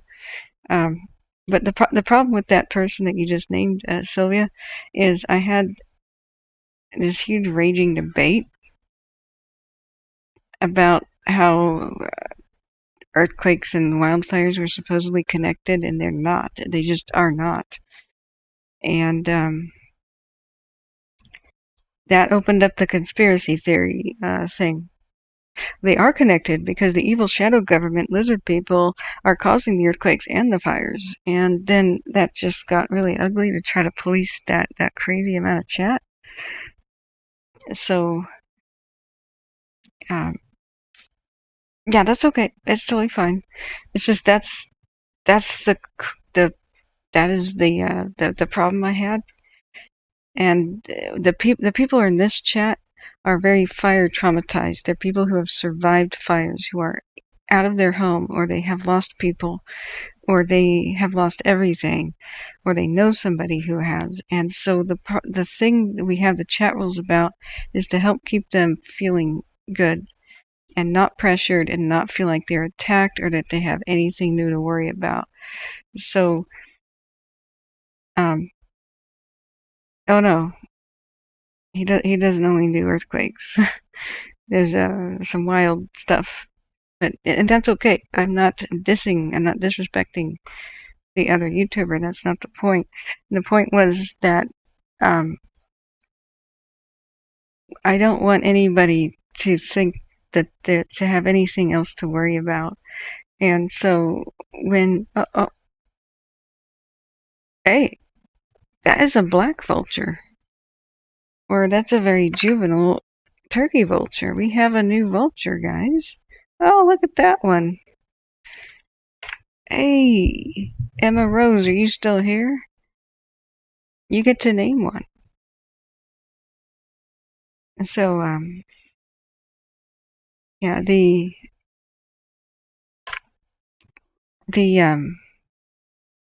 that one's cute. Do you think it's a juvenile turkey vulture, or do you think it's an honest-to-goodness black vulture? It's got a black-tipped beak.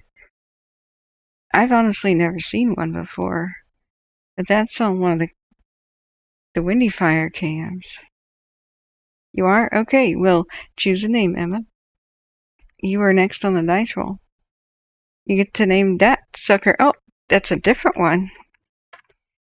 Now that's a turkey vulture right there. It's got a red head. It's a very nice one.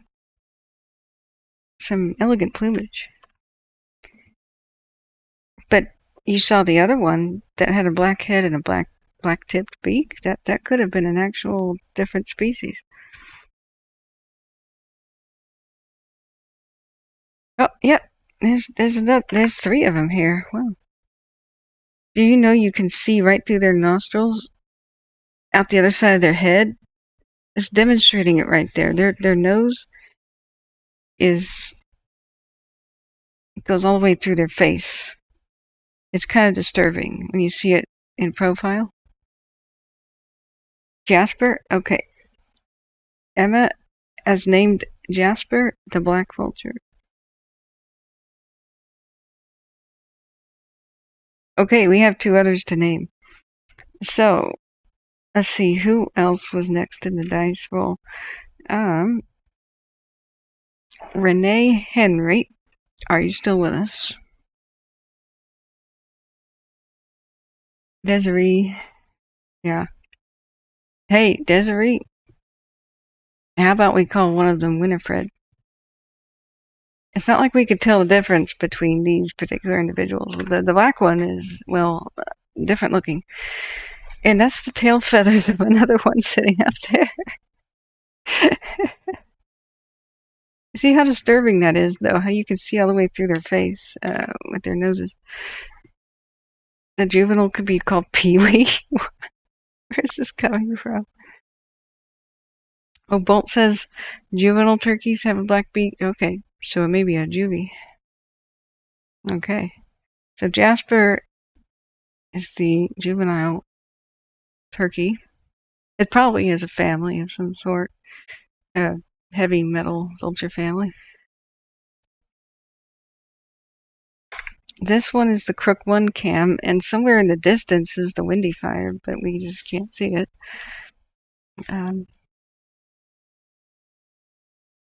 Okay, cool, Bolt. I didn't know that.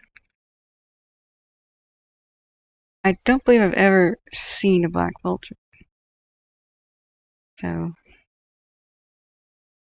I should add the Axis Crook 1 cam to the bird watching meandere.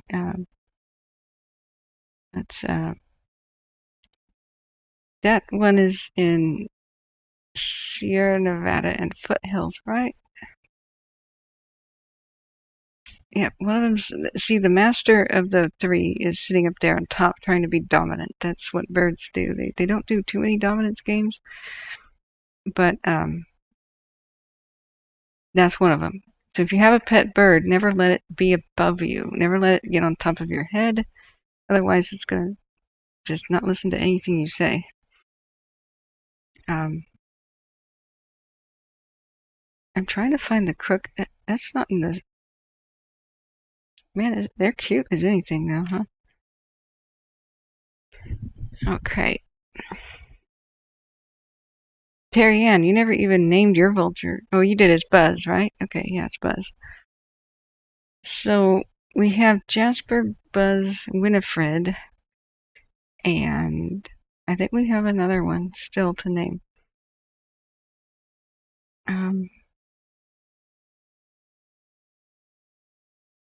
Yeah, Renee, are you still there? Because Renee would be next to give one of them a name. So Desiree as Winifred. Okay, that's on the crook cam. Now, where is the crook cam? That's I thought that was Sierra. It is not on the list. Let me find it, and then I'll give you guys the master link, so you can watch the vultures too. It's not L.A.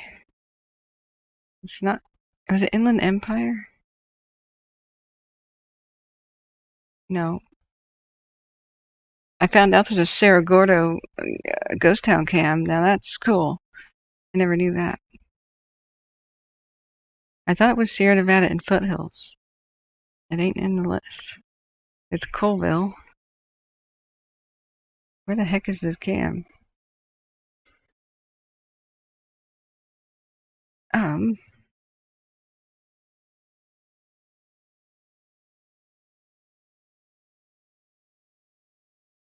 So this is the top was K and P, and the bottom was windy.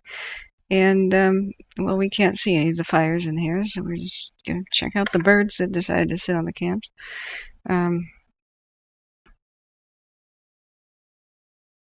They're just chilling.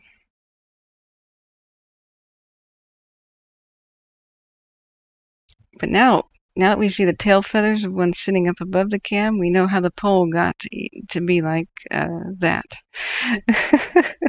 It's bird graffiti, right? Morris says, how about Lurch? There you go.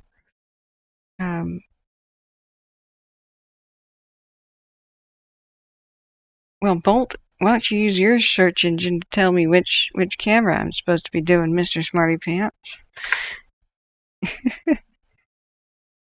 Now that's kind of disturbing. When they have white eyes like that, that's their second eyelid. It's a protective one, kind of like sharks have. It slides sideways over their eyes, and then they get to blink up and down normally. But birds have a nictitating membrane, or however you call that. It's a second eyelid. So they're not blind. Actually, thought one of them was one day, and I realized, oh yeah, that's their other eyelid.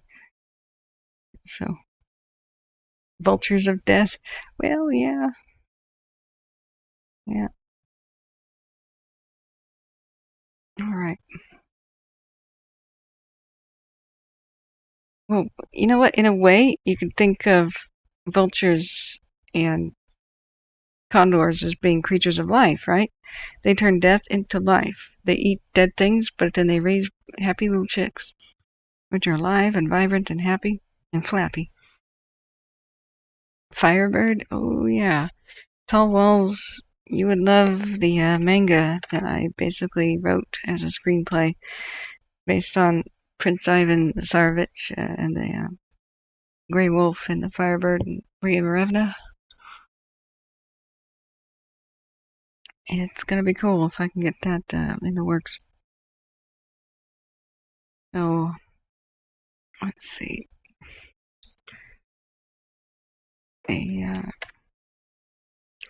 Still looking for the cam, guys. I lost the cam.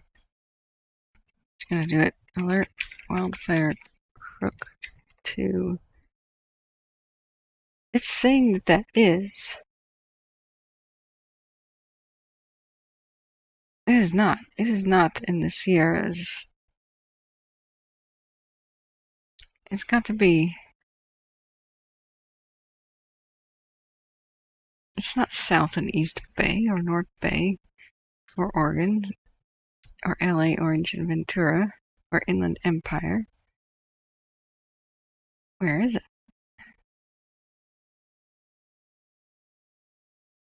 I'm desperately trying to add it to the bird watching cam. It's not Central Coast. Help! It's not San Diego County.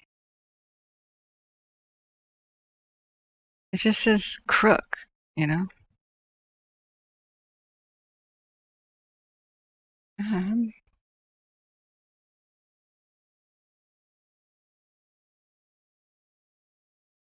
Where did I get this cam?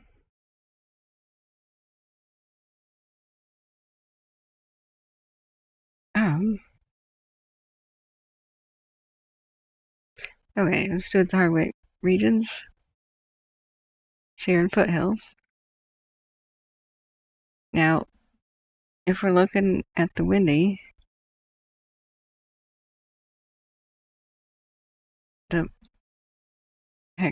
Control F, Crook.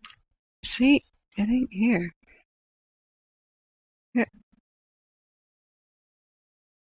Is it Colville Mountain 1?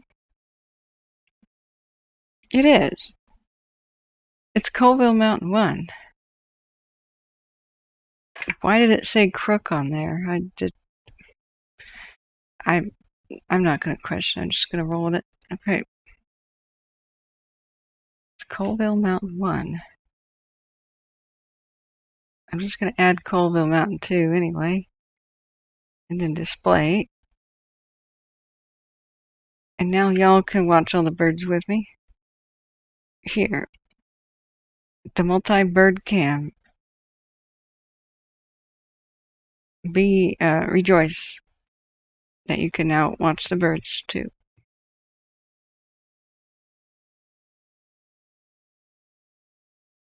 Yes, coming soon to your town, Carrion. Are you trying to say Carrion, my wayward son? Are they like a bad cover band, or do they do their own heavy metal?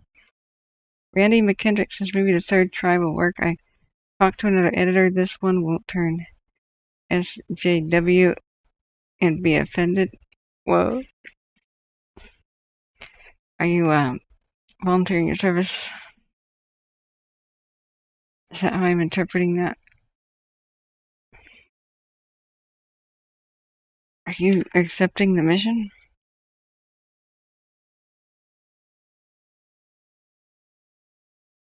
Can I trust you?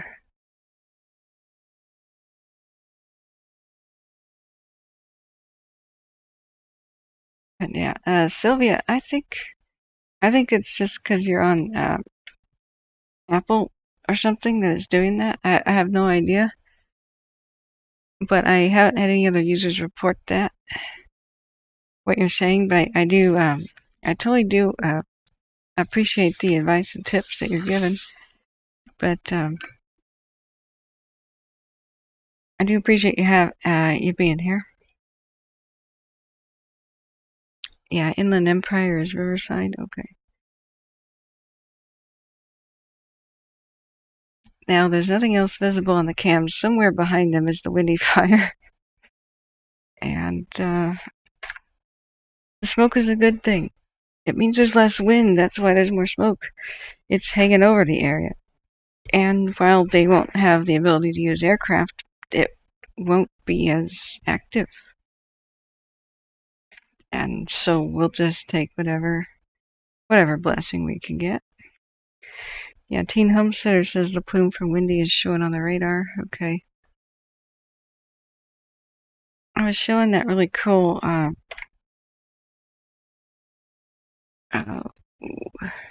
this. Now this you can calibrate, and I forget who showed me this. It's the bee's knees. You can see how the wind changes directions based on surface level. And then like 500 meters off the ground, it's different. 750 meters off the ground, it's different. And you go to 250 meters off the ground in completely different wind directions. And 250 meters is what we want to be looking at the K&P and the Windy. You know why? Because they're high altitude fires. Whatever's forecast for the valley has no bearing.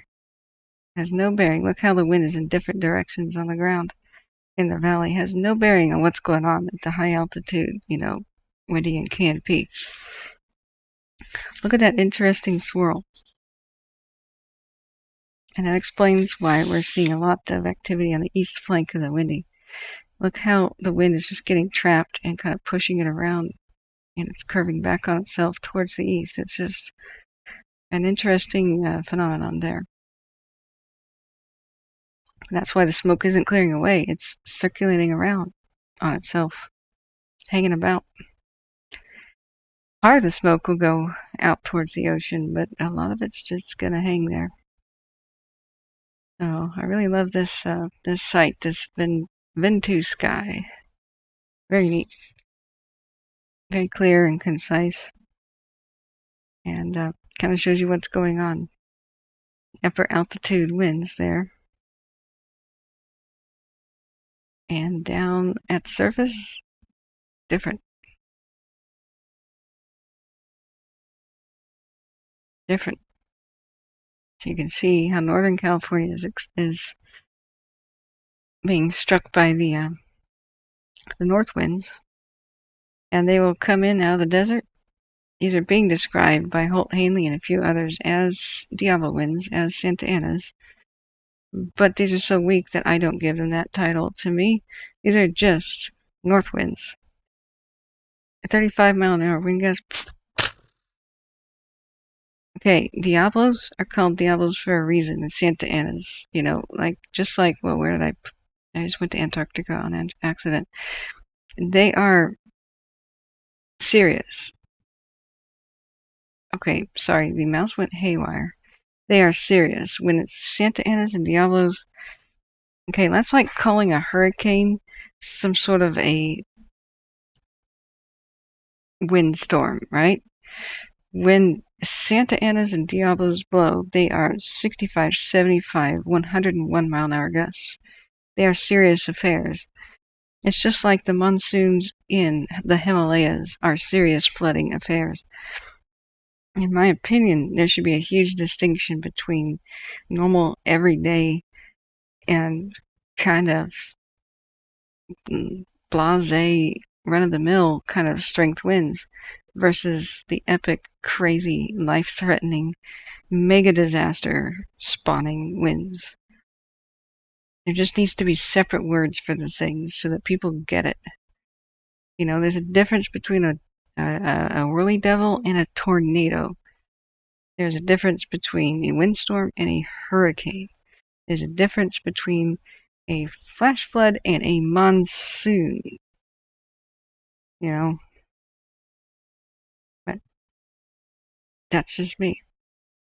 It's the same phenomenon. Hot, dry winds out of the desert. There's only 2 places in California where they're going to meet the ocean.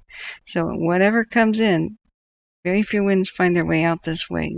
They run smack into this barrier, which is the Coast Range. There's only 2 ways for the winds to meet the ocean like they want. Past Mount Diablo at San Francisco Bay and down past Santa Ana, kind of running right past Pasadena and LA. These are the only 2 gaps in California where high pressure winds can escape. And so these 2 places, you have the worst fires. Wherever the winds are going, this whole stripe, these are where the worst fires are in California.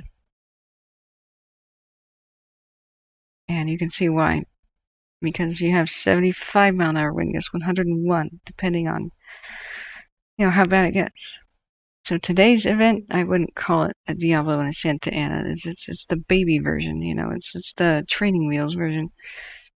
Hold on to your butts for what really can occur. October, November, December, January. That's the Santa Ana / Diablo wind season.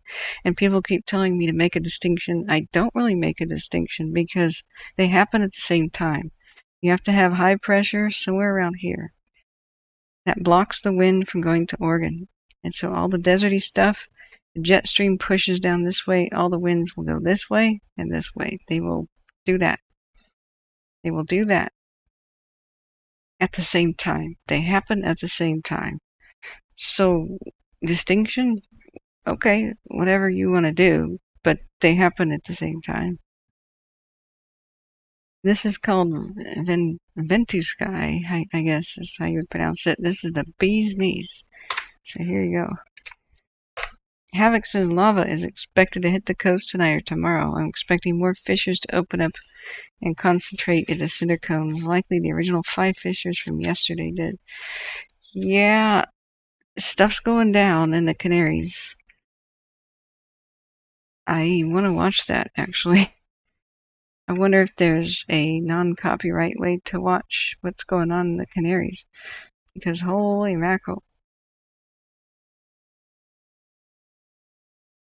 That's they don't erupt very often. They have not in my lifetime. So I really like volcanoes. Now, do you know, Havoc, if there's a way we can watch that with some non-copyright footage? Like, is there a government U.S. Geological Survey system videos? Because U.S. Geological Survey and works of the government are not copyrighted. Have they released any videos? Havoc says there's roughly 5 to 10 fissures. Oh, look at our boo-boo. Look, there's Jasper. I think. Yeah, you're very welcome. Thanks for being here, by the way. That sounds really cool to watch. Is there like a U.S. Geological Survey channel?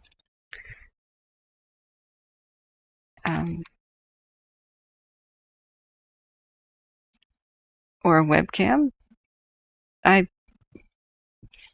Volcanoes tend to destroy webcams that close to them. But I used to be quite an active member of Volcano Watch.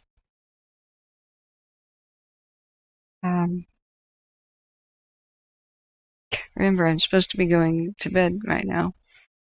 To rest my voice. But I am fascinated by that. So, yeah, the U.S. Geological Survey has a YouTube channel. But is there anything? Whoa, it says something about fires. It was streamed three hours ago. Landsat satellites acquire useful data on wildfires around the world. Their near-infrared and shortwave infrared imaging allows for detection and mapping of fire, smoke, and burn scars, often in remote areas. In California, the Dixie fire near Lake Almanor and the Caldor fire near Lake Tahoe. In Israel, over 6,000 acres in the Jerusalem Hills, just west of Jerusalem. In Canada, active fire just west of Lake Winnipeg and a large burn scar from earlier in the summer. In Russia, numerous fires and burn scars in the Siberian region.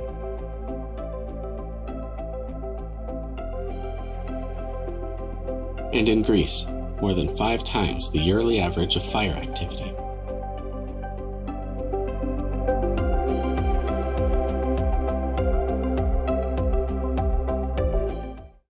Well, they don't tell people how to look at the images, but Cognito was showing me a Sentinel Pro and Sentinel Playground. And that's pretty good. Now, thanks so much, Havoc, for looking into that.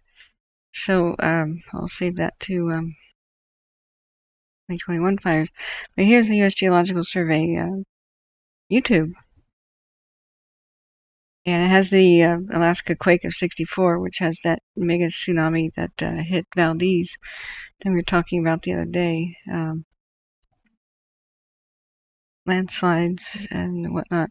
I was hoping that it would show the current eruption somehow, but I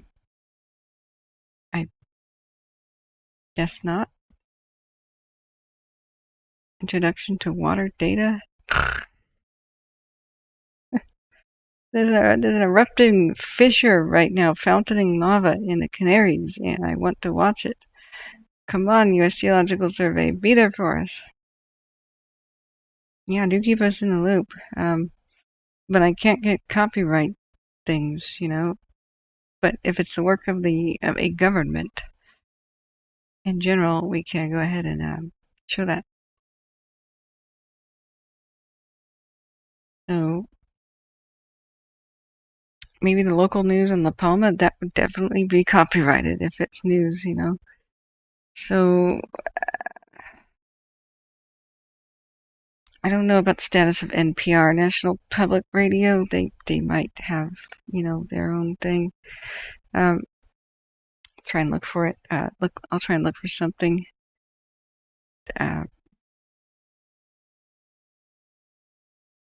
You know, off cam here.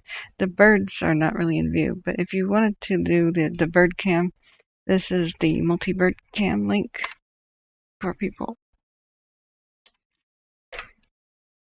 Yeah, pretty much everything that gets uploaded to YouTube has like a little kind of a token in it, like an invisible string of serial numbers. So anybody who records off YouTube and puts it on their own stream, the original person gets notified saying, hey, somebody else has used your video in some way, and you get to look at it, review it, and think, I did not approve that, or I did, or whatever. So, yeah, Mark has a live stream. Okay. Yeah, oh, yeah, if, you're right, if Spain had its own government, yeah, Desiree, you're right, if Spain had its own government news org, that's global news, but I Would that be copyrighted though? I'm pretty sure that is.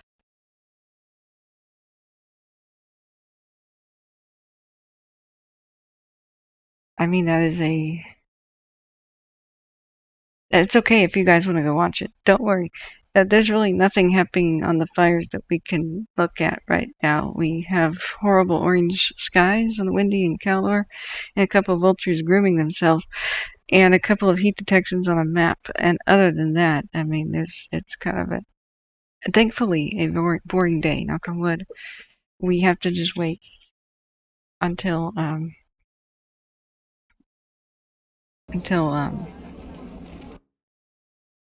we get some news on the fires. I would love to show you, there's volcano cams around the globe. We might see, that is incredible, by the way. Yeah, go ahead and follow that link. That's totally fine. I whatever you guys need to look at. That's quite an awesome sight. A pink fumarole of fountaining lava right there, forming cinder cones. That's crazy. I'm going to search now for something I can share. So let's say live, not Palma, eruption. And I'll just be looking to see. Reuters would definitely be copyrighted.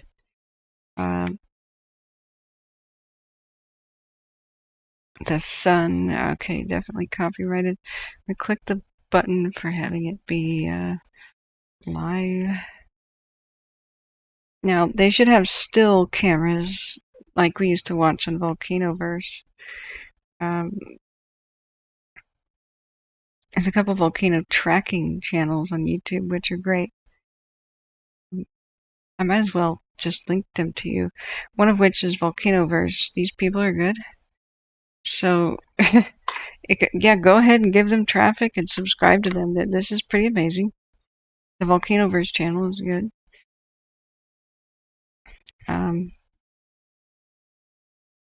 Let's see.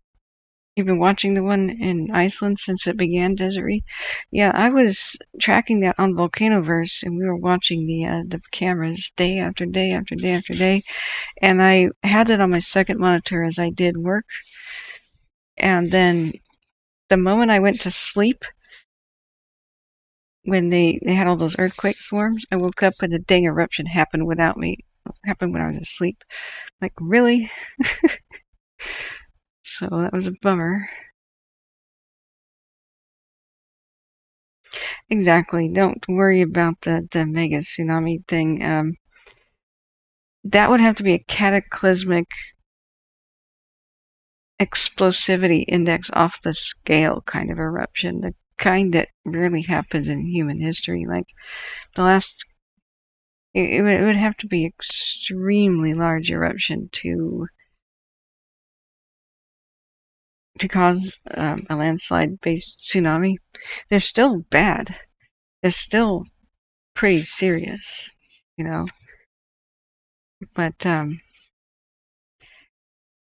the whole 600-foot tall waves taking out the east coast of the United States thing, that belongs in a movie, As far as I've been researching, I don't see that that's really at all something someone would have to worry about. It's kind of like an asteroid could hit the Earth and wipe us out, but what's the likeliness of that happening in our lifetime, So, but that's a good, Volcanoverse is a good YouTube channel. I've been subscribed to them a long time. They're good people. There's two different major volcano tracking YouTube channels, one of which had crazy mods. You think my mods are overzealous? Oh wow, those mods. Man, all I did was say we're going to have good sunrises and sunsets for photography when we were looking at aerosol pollution. I was tracking the aerosol pollution around the globe, trying to figure out when I could do good photography. And they slammed on me saying, "You better back up your statement." And I said, "What the heck are you talking about?" They're like, "No more rumors.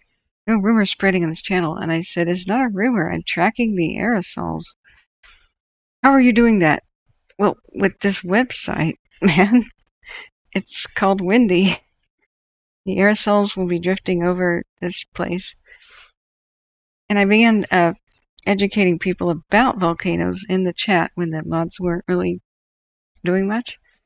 Just teaching people basics about volcanoes. Some people walked in there thinking that nuclear fallout was going to be deposited in the ash, and I'm like, no, that doesn't really happen. Even though it looks like a mushroom cloud, there's no nuclear fallout, and I realized I was probably talking to children. And I then shared some volcano stories, because I lived up, I grew up underneath Mount Lassen, the volcano. And oh yeah, Krakatoa was a big one. And Tambora, whoa. So anyway, I reassured people that there's no nuclear fallout in them. And then I shared the story about how one day I came out, my white car was coated with ash near Seattle, halfway between Seattle and Portland. And the mods jumped on me and muted me. And I said, "What was that about?"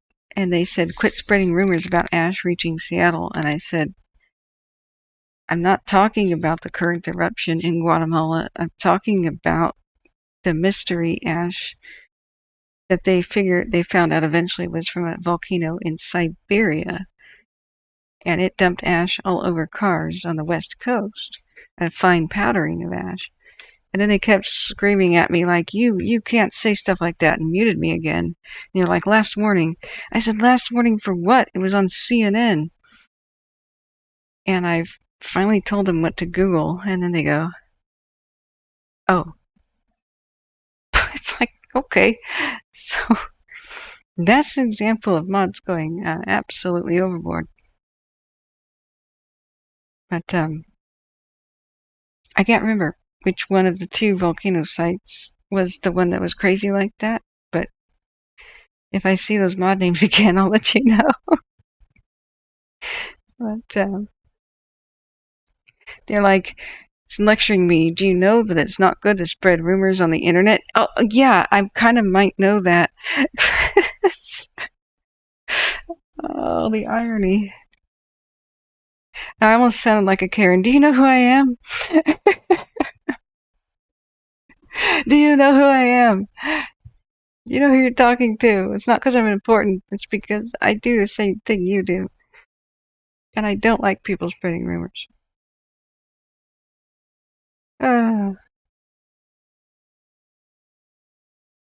Ew, here's a webcam of the Tenerife airport. I just get chills whenever I hear Tenerife. Everybody in aviation knows what I'm talking about. That's a dark topic. Somewhat fire related, but we're not going to go there right now. It's a dark topic. So, Havoc, were you able to find a government agency that might be streaming this? I can't. That sucks.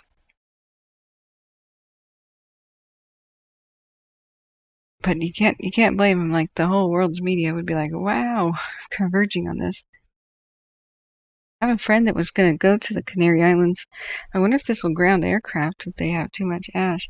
You know what we could do is look at that. You know what Flight Radar 24 does? There's a volcano button. Because ash is an air hazard. You see this? And boop, it just popped up on the Canaries the other day. You got your Guatemala, you got your Fuego and all that going on.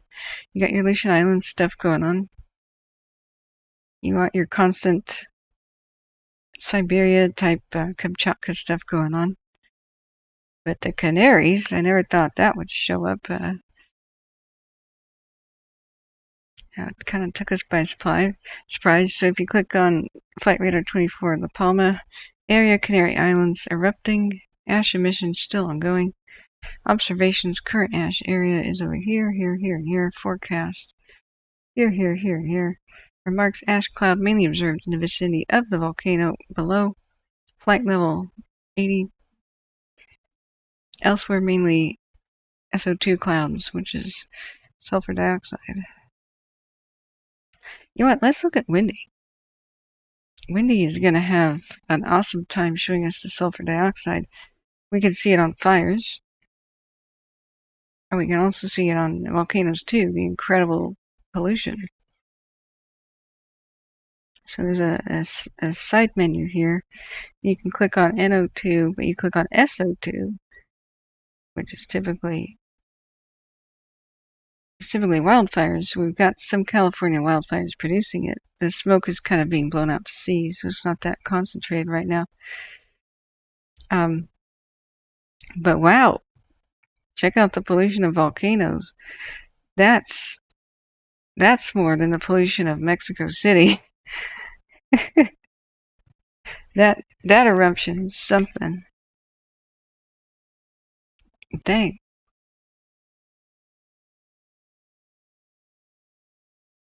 So that's the stuff that gives you your nice sunrises and sunsets and blocks out the sunlight and causes global cooling, ironically. But a volcano does it better than a wildfire. Wildfire doesn't really do too much for global cooling because the particles don't go too high up in the air. A volcano will thrust that up into the upper echelons of the atmosphere. The more explosive it is, the higher it goes, the longer it stays up there, and the more chance it has to circle the globe. Oh yeah, EVAC, look at that. The Siberian wildfires were doing craziness too. But nothing quite does it like a volcano. I mean, industry does some stuff, like China, you know. But boy, volcanoes. Isn't there one erupting in the Congo? Really? Yeah. Oh yeah, the poor people that had to flee the Congo. I remember that. Gosh, it's still going. We just don't have that much media in there because it's the war zone for the eternal civil war that's going on in there. When we think we got it bad in COVID and lockdown, just remember, you're not in the Congo where there's been a 30-year civil war, genocide, and Ebola, and an eruption. That is a bad time. In comparison, our troubles are minor.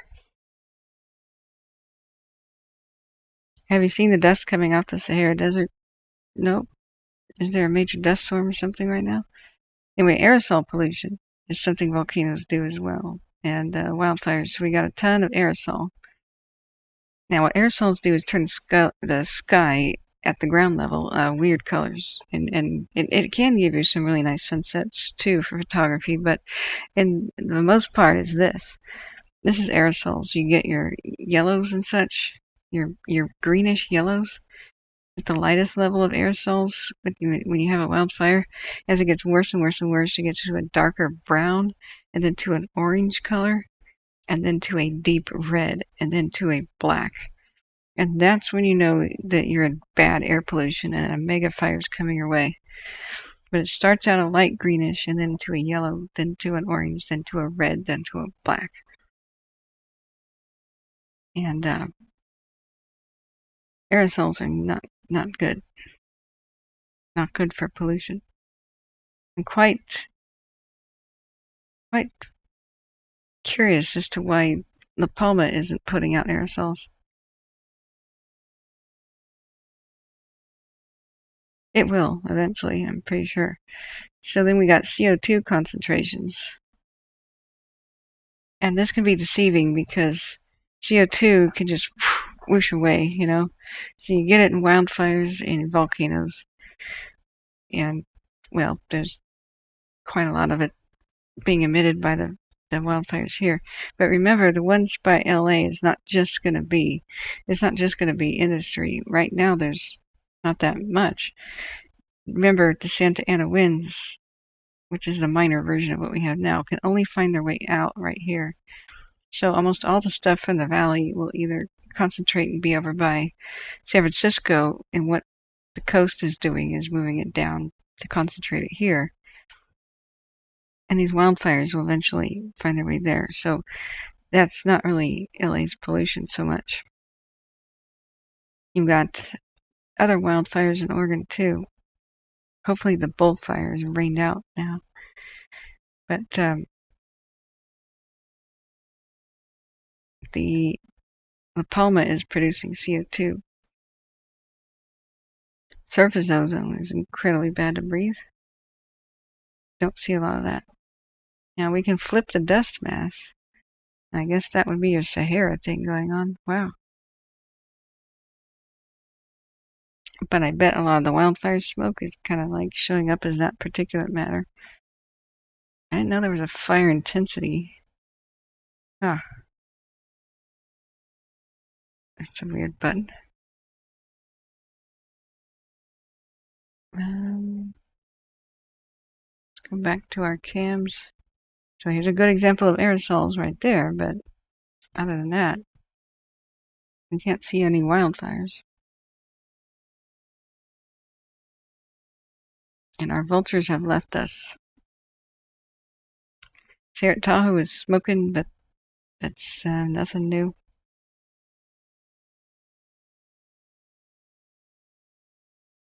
Windy's a pretty neat thing. CO2 concentrations. Now, the funny thing about back east is that's not all industry. A lot of our wildfire smoke went back east because of the storms. Those really heavy windstorms and red flags pushed right across the Midwest and shoved the wildfire smoke and pollution over to the East Coast. Yeah, Mark says the dangerous fumes will be when that type of lava reaches the ocean. Yeah, only if you're right on top of it.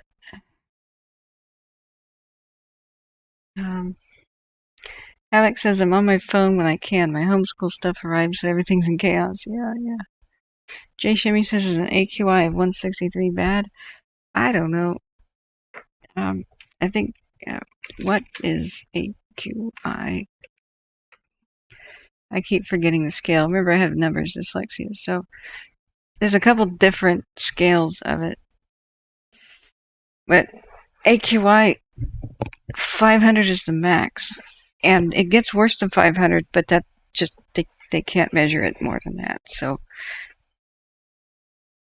that's hazardous, as in you're smoking 5 packs a day or sucking on a chimney, like downwind of a megafire. So an AQI of 163 is unhealthy. It's in the red. So there's a couple of apps that I've been using for wildfires. So one of which is a great air quality tracking app. That one is called, let me see here. It's pretty easy and foolproof and color coded. Let's see, I'm looking at my phone. And it is called, where'd it go? Well, if you live in the Bay Area, you should get Watch Duty. That is a sweet wildfire update app, but only the Bay Area has it. Where's that pollution one? It's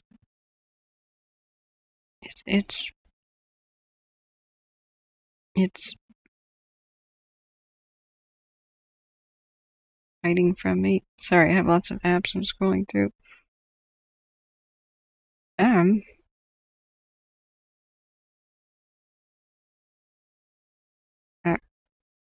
Smoke Spotter. California Smoke Spotter. That's great for California. That's on the Google Play Store. California Smoke Spotter.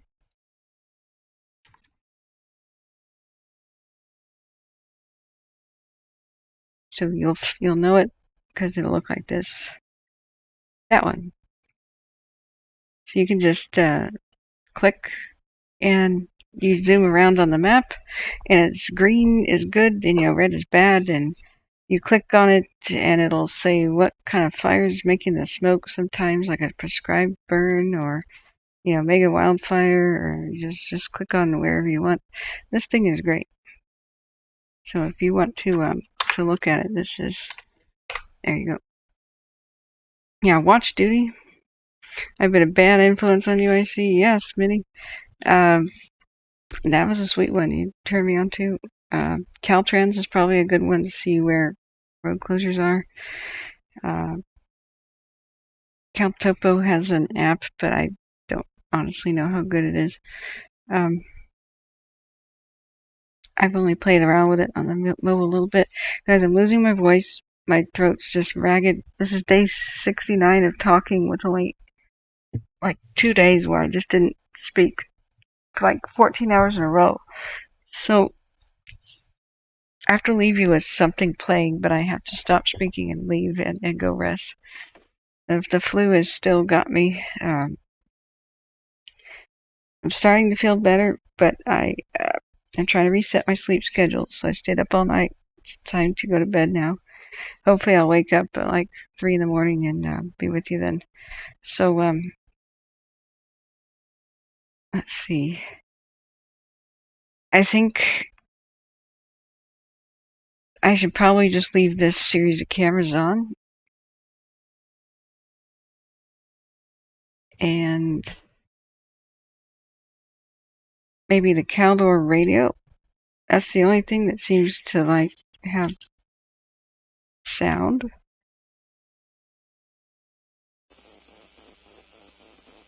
There's a bit of static.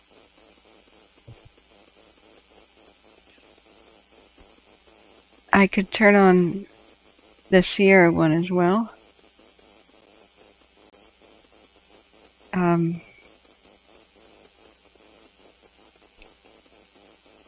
Sequoia and Sierra National Forest. It might talk over itself, but I can't really help it.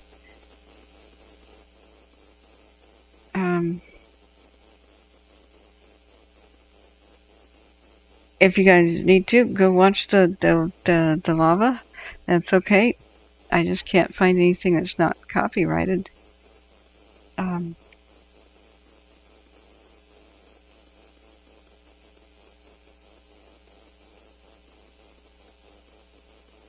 Trying to make it so the feed won't turn off.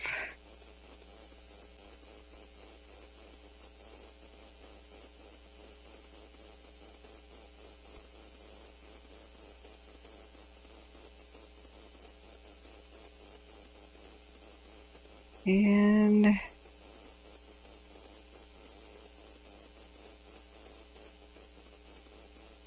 see here. That is some awesome color. Oh, I wanted to show you guys the time lapse before I closed it of the vultures. So here, oh my god, sorry. Oh my god, that scared me. Here's the vultures. Okay, they have a heart attack and die now. Good thing the vultures are here. They should.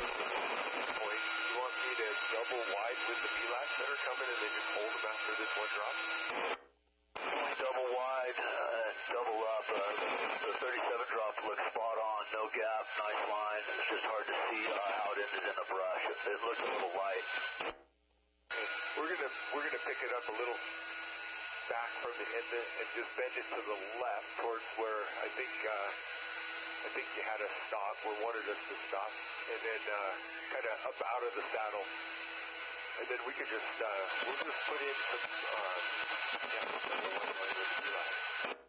like it. The line we did behind you there was 2 drops apiece out of 2 VLATs, and I think 4 out of the type 1s. Hey. Just fasten it up, Don, so we can see it. Oh, meanwhile, Caldor actually got some VLATs, some very large aerial tankers. How cool is that?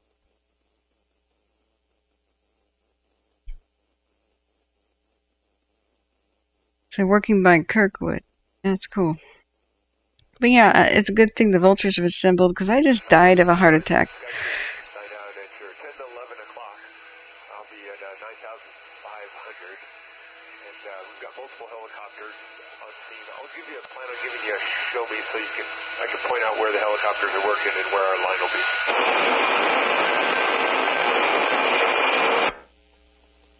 It's a beautiful day in the neighborhood. Flowing at your 11 o'clock now on the left-hand turn.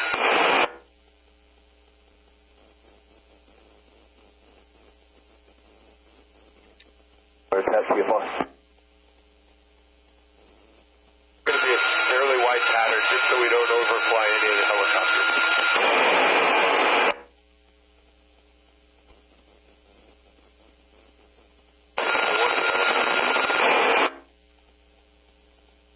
Plan on returning.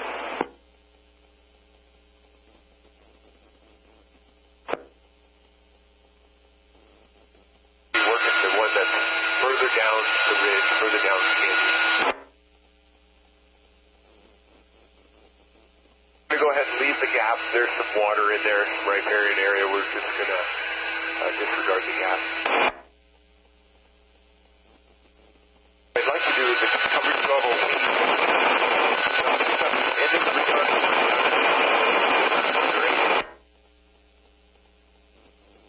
Up from the edge of it.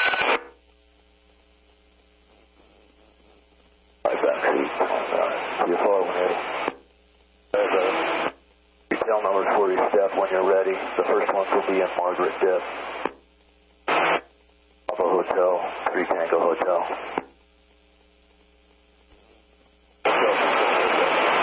Sure, and then closer to Kirkwood, just across the street, a long rectangular lake. That's called Kirkwood, and that's 5 Papa Tango by himself, medium bucket. Straight in. 7,800 will clear this range, and this with the sun angle is fine looking through this thin smoke. Preoccupied with failure, bro.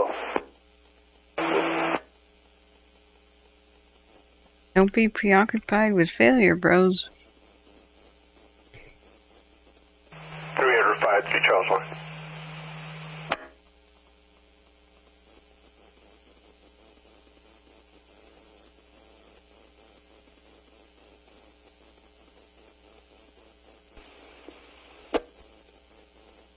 That's 305, 3 Charles 1, tone 3.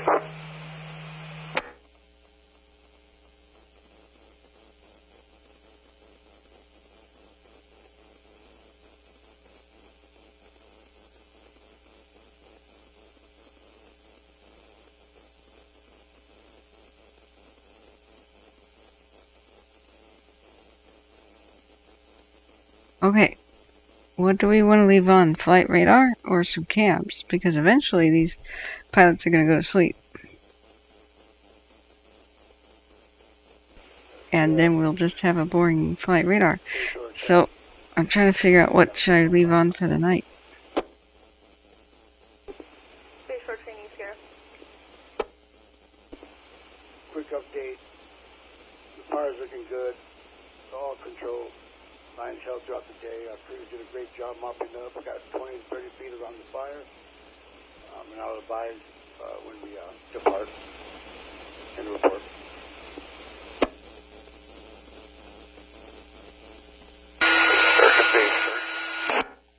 Oh God. Are we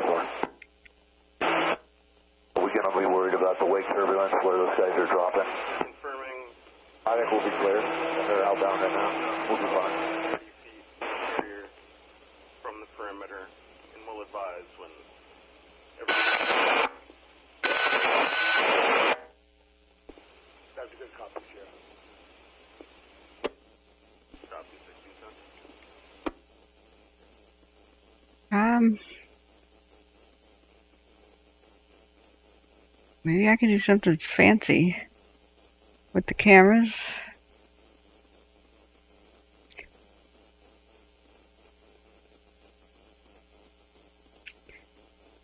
Okay, let me set it up.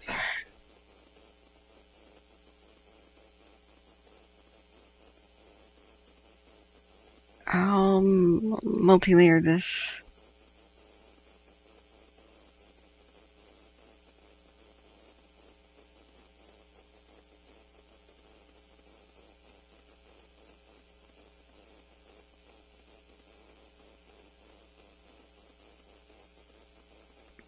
You could just, no. Okay, would that take all of it? Do something like this. Real nice. Oh God, my ears. Yeah, if that was all of it, go ahead and plan a return control session.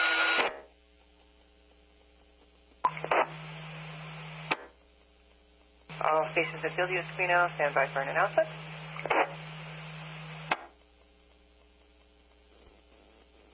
How's that?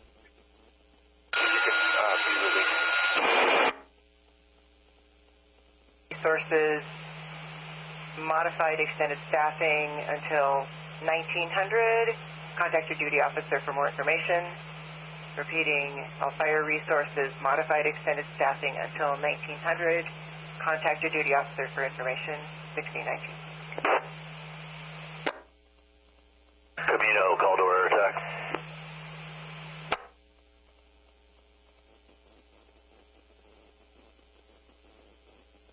Taker 912, release to McFarland, empty. ETE, 20 minutes.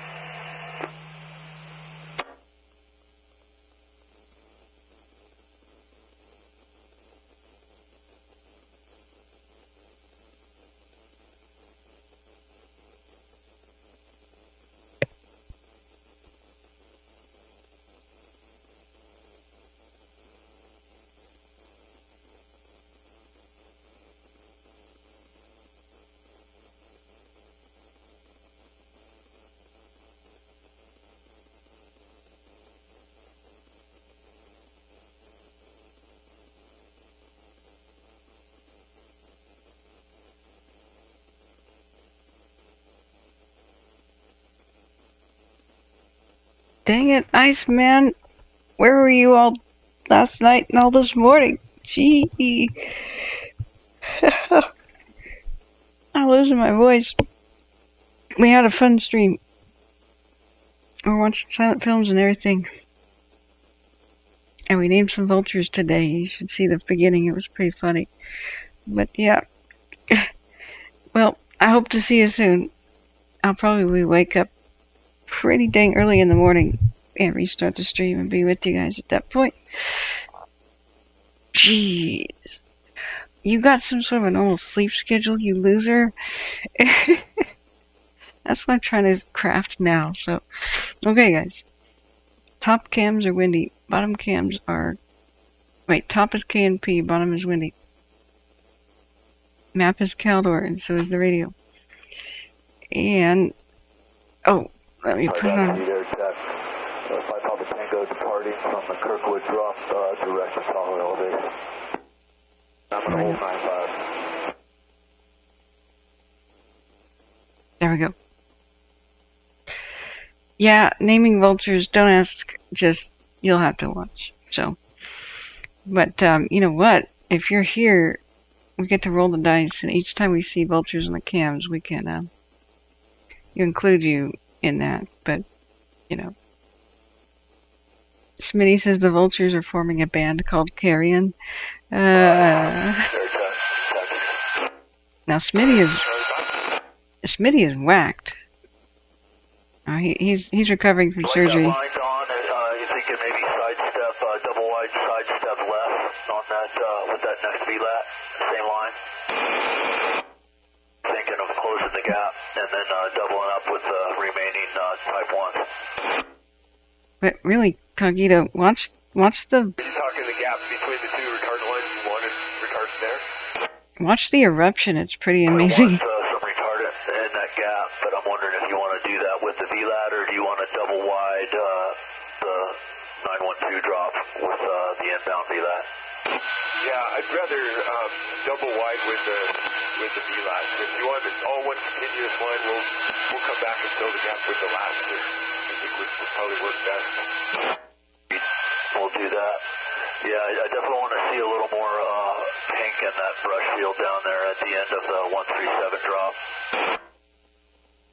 Okay, got that. We'll double wide to the, I'm thinking to the left, it looks like a little bit thinner fuel, coverage level 8 with a VLAS drop, and that'll just center those if that works for you. That works.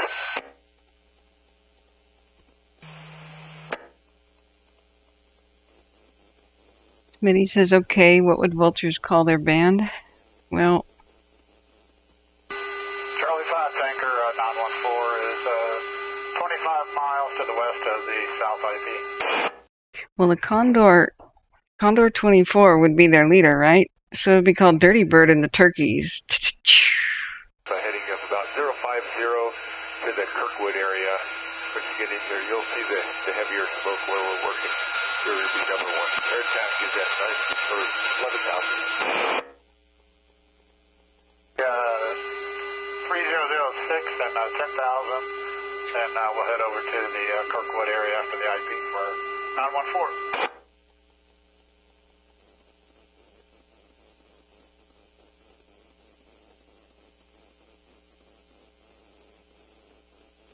Dirty Bird and the Jive Turkeys? It depends on if it's a disco band, you know. It would be called Dirty Bird and the Jive Turkeys if it was a disco band.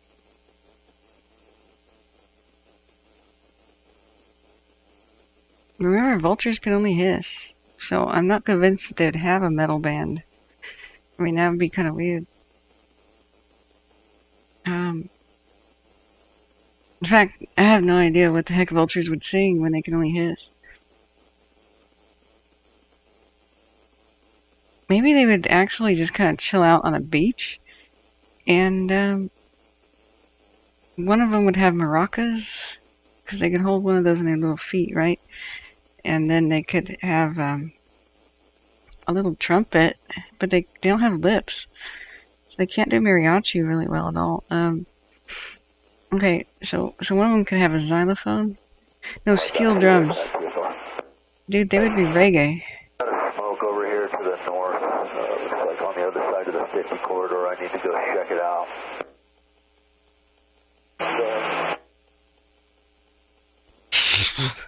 I wanna eat you now. Oh my god. I could see them doing reggae. Steel drums, nice and chill, because vultures are very chill. You know, they're really not intense. Maracas, steel drums, a xylophone or two. You know, like not the metal xylophones, but the tropical ones, like the wooden. You know, watching the volcano and listening to Kathryn D. Thomas. Is that a euphemism? Oh, you mean La Palma? Oh, okay. Lots of percussion, right? Because you would have to stand on one perch and then play with one foot, right? So harmonicas maybe could work. That might require lips. And vultures had a band, though. I mean, they could play ukulele. That's pretty chill. But I hate ukuleles, you know. If they were metal vultures, they'd pick up a ukulele in disgust and smash it. Well, that's what everybody should do with a ukulele. It's some sort of a child's toy, anyway. Gail M says Moog synthesizers. I could see them as being 80s synthwave. Yeah, neo 80s synthwave. Kind of like the soundtrack to what's that show? Stranger Things. Yeah, air attack, air to ground command. As I mean, what is a stranger thing than a vulture in a band anyway? I mean, just come up with something stranger. I mean, vultures wearing hats, but it's kind of their costume. Yeah.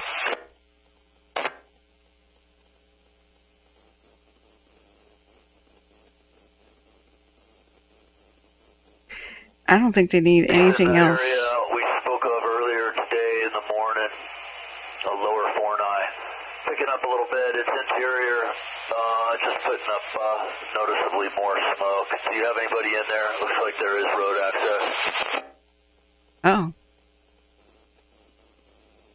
Now remember, Forney is north of 50. They're having troubles up there. I just would hate to miss something. Like I said, it is interior, but with the dirty burn and the wind direction, if it wanted to torch out, it could foreseeably launch embers beyond where we wanted to go. And they just opened 50 today. I wonder if they cancel that for civilians tomorrow. Cognito says... Probably more than it was this morning. Cognito says, what is a vulture's favorite kind of underwear? Thermals? Oh my... We're returning to Quebec and Romeo. Wow. You win the Kathryn Award. Wow. You know, this trophy is for you. Now, make your acceptance speech short. In fact, it can't be more than 5 minutes. Well, make that 5 sentences. Well, not 5 words. No, make that 5 seconds. Time's up. Never mind. Just take it and go. Just get out of here.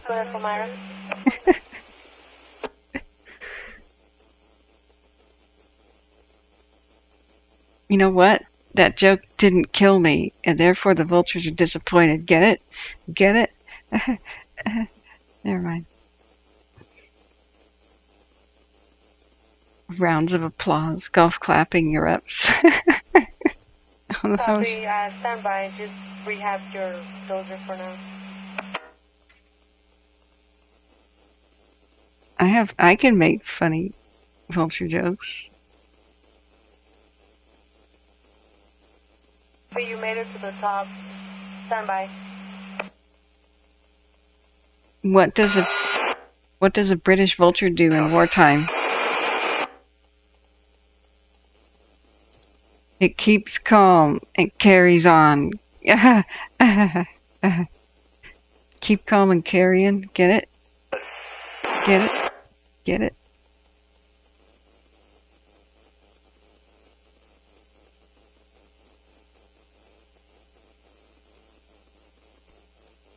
Then we'll keep them working. A few more to finish that we talked about. And at least we've got something up there. But like I said, it's very long run.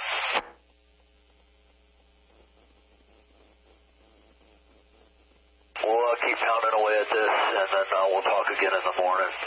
I didn't know the scoopers were ordered. I knew they were talked about, but they were ordered, and I just did not have room to work them in here. It's a pretty small work area, so we'll reassess tomorrow. I think you got the best hammers we could have right now with the short turns between dip and drop.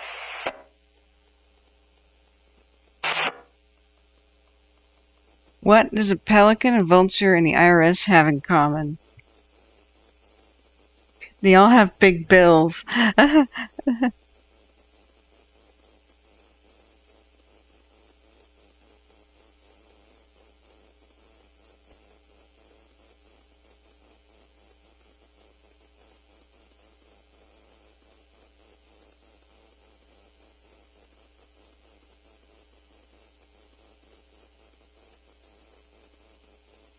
Oh man, the memes. I just found vulture memes, guys.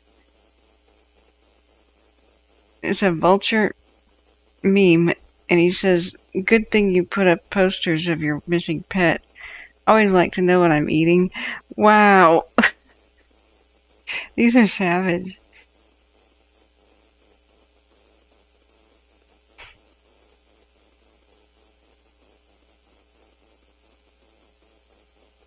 Yeah, this is dark. You can always tell the firefighters in chat. They're dark like this.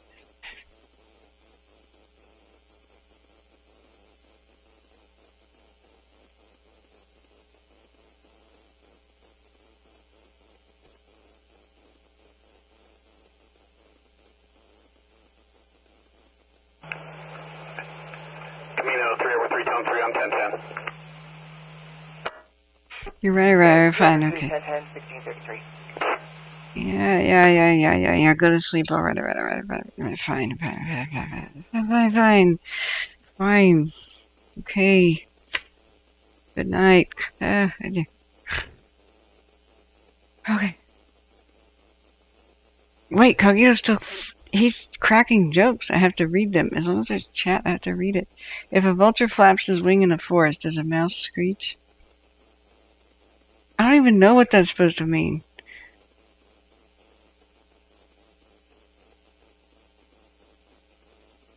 That was your best shot? Sad? You know what? In the new Dark Crystal, the Skeksis look a lot like vultures. And the one that goes, he goes, sad. It's so sad. Sad. It's a pretty good quote. He's the cool one, you know. Gelfling is friend of Skeksis. Oh, I love that one.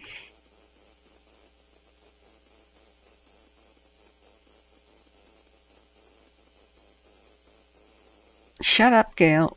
I am leaving. I am going to sleep. I always go to sleep when I say I'm going to. Gosh, guys have a little faith in me. Fine. Okay, I'm going. Bye. No, if you guys hit the like button, I actually suggest that you go watch the Fountaining Lava because... I've got you in sight. I'll bet 9,500. I'll come join up with you, and I'll give you a filming for the drop.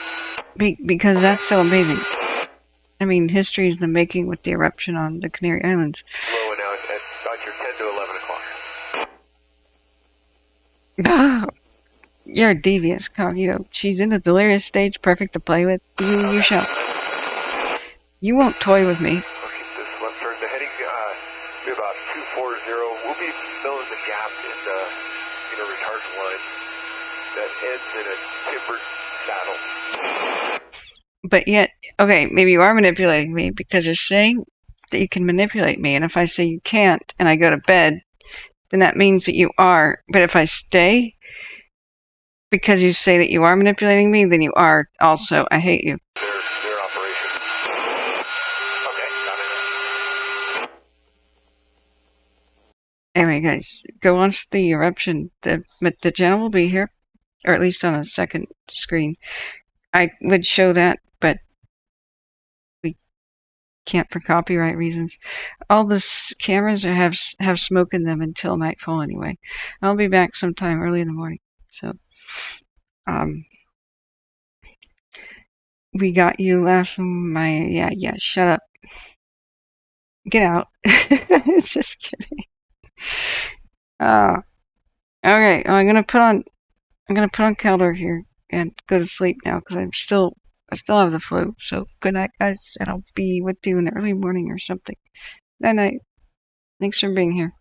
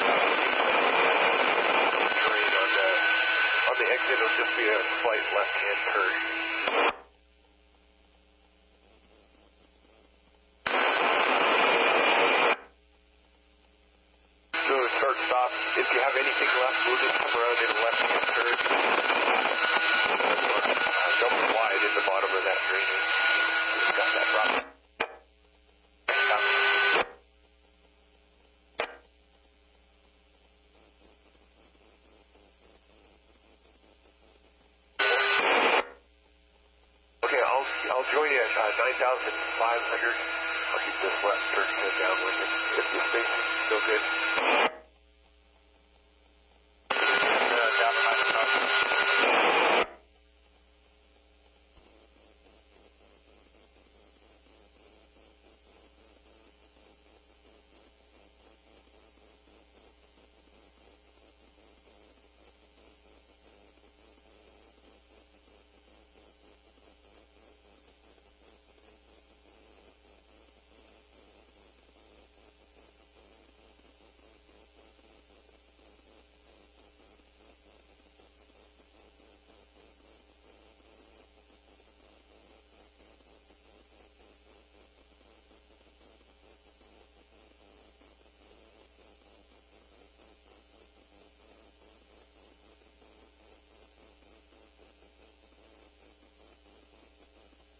Base turn.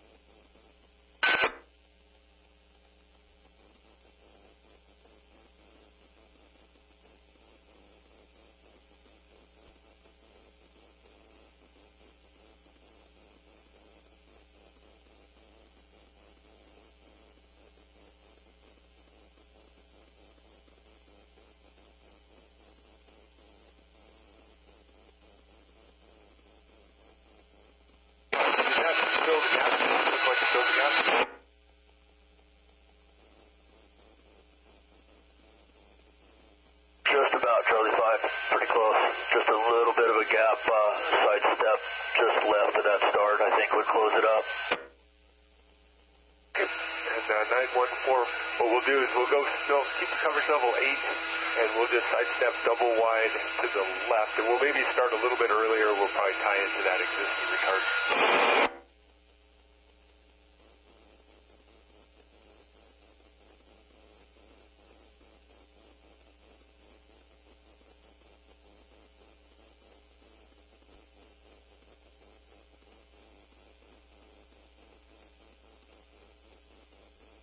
Charlie 5, air attack, can I clear 1 Bravo Hotel out and get them going north?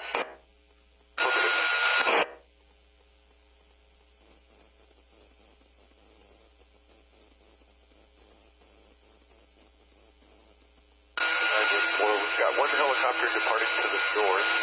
I'll try and extend it downwind for us, but if it doesn't work, we'll just hold our altitude at QO 360.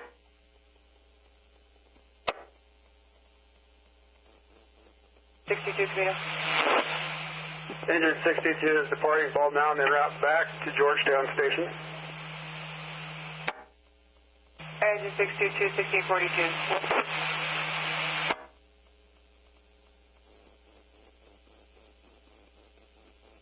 I'm just going to make a 360.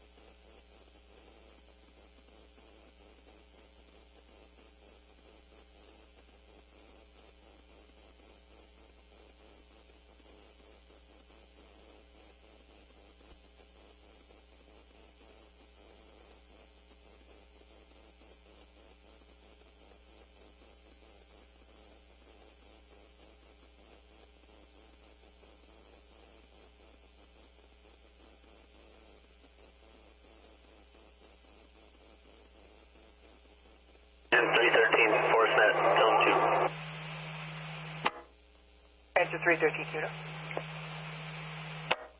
Returning to Dewdrop.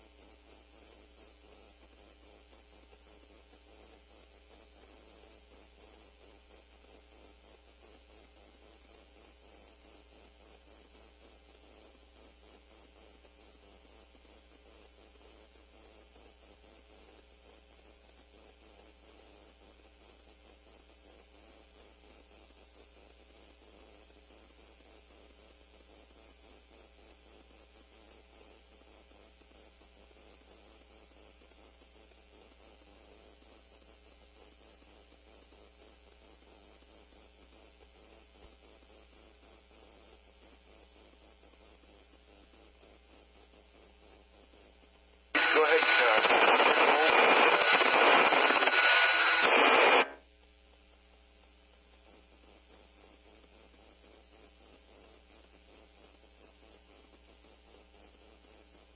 That might have done it, Charlie 5.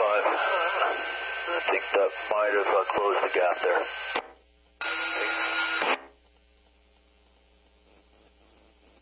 Oh, Caldor attack aircraft information.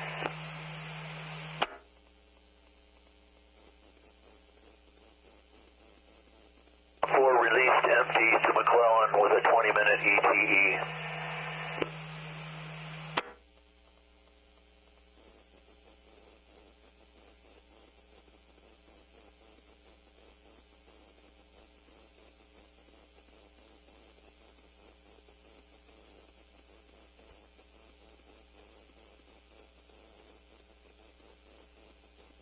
Charlie 5, Tanker 1-5 on the tactics.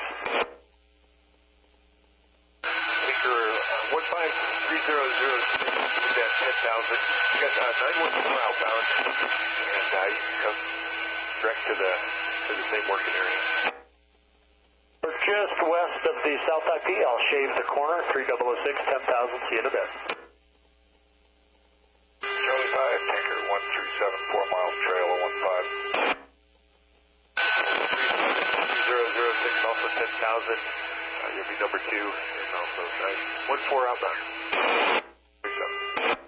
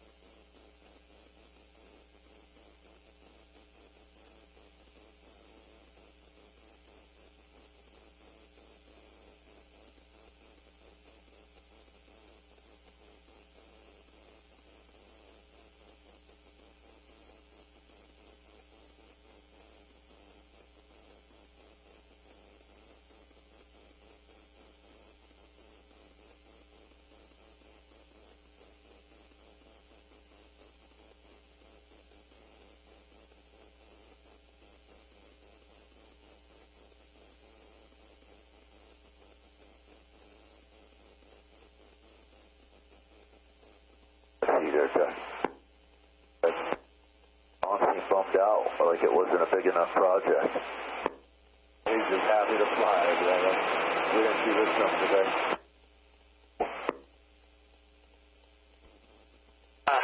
We're coming to you, bud, about 10 miles, and if you want to just talk me through, you want to just meet on the downwind and go to work?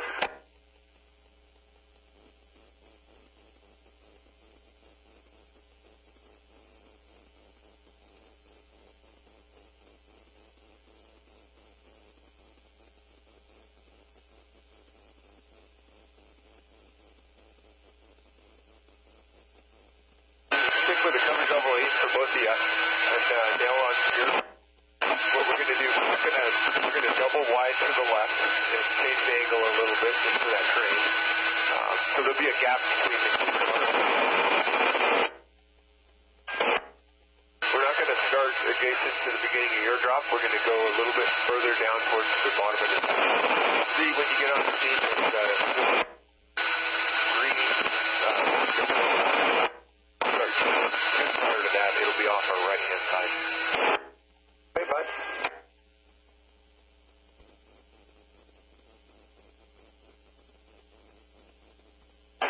Start slowing up, and eventually we'll be looking for 125 all the way around. Okay. We'll have several of the helicopters working in the canyon, so we'll have a little bit of a bigger pattern just around them. Okay.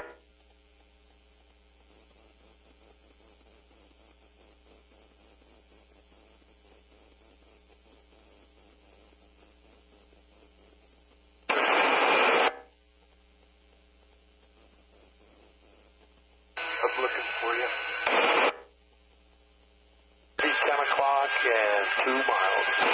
Okay, I've got you now. You've got me. I'll just get 9,000. I'll keep you in sight. I'm going to slow up a little bit more, and then I'll come down.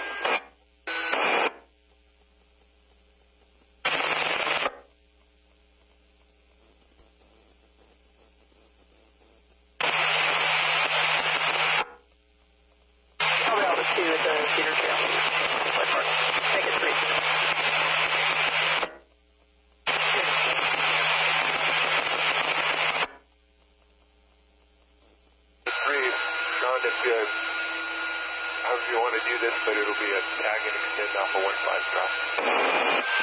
We'll just stay up and watch it on. Okay. Dale on the exit, I'll be a hard left, you can do the easy left. But you're 330, almost to 95.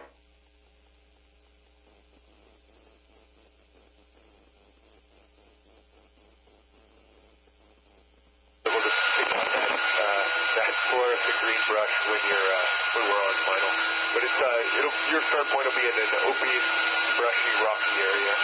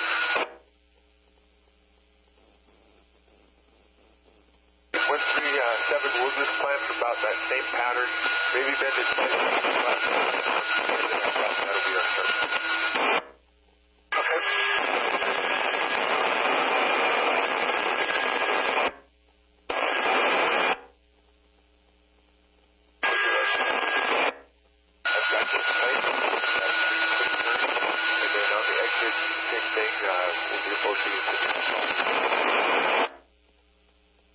Right, so glass stuff above on the base, I'm fine with that. 15, say destination and ETA. And 11 minutes. John, what speed do you want?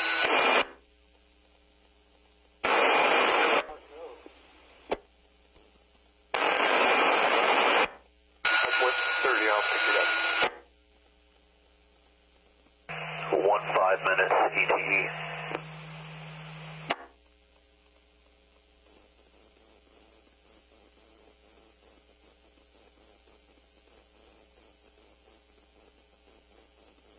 That's affirmative, tanker 15.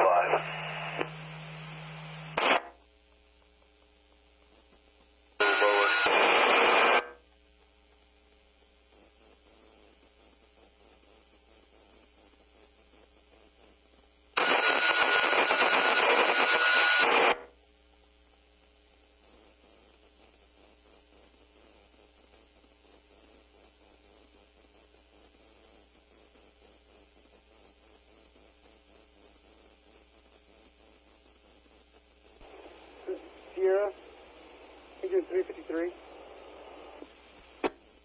Engine 353, Sierra. Route to Batterson. Sierra copies en route Batterson, 1657.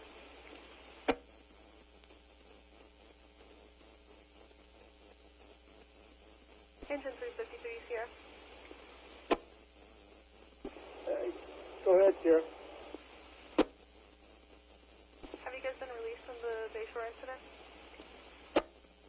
And that's a negative. We'll still commit it to until tomorrow morning. Sierra copies all, 1657.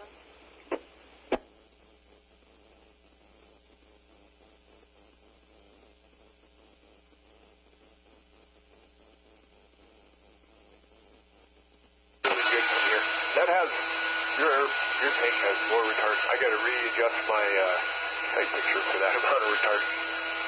That looks like a good start point, a good line. Got all the way across the saddle. We'll have you hold it.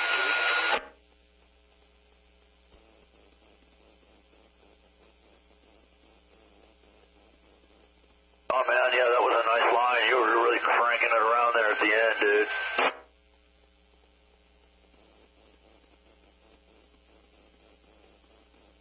Good. You don't call, you don't write, whatever. 15 minutes back to McClellan. 15 minutes to McClellan, sir.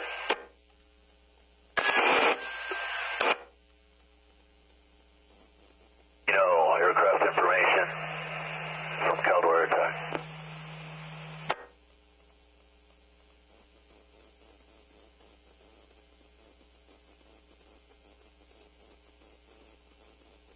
Last tanker 137, released empty to McClellan, 15 minutes.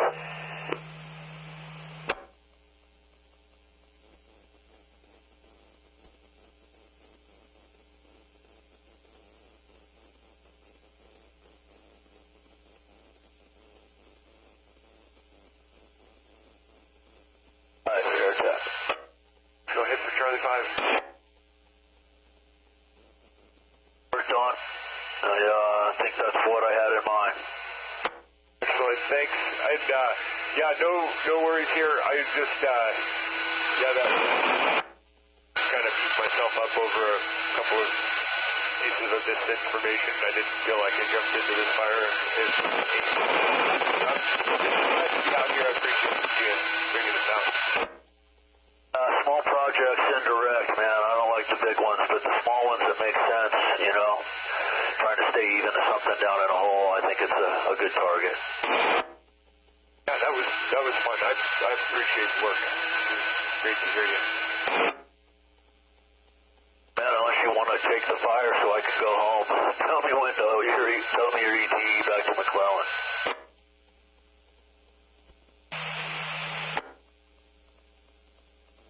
Minutes en route to McClellan. Oh, call Camino now, thanks.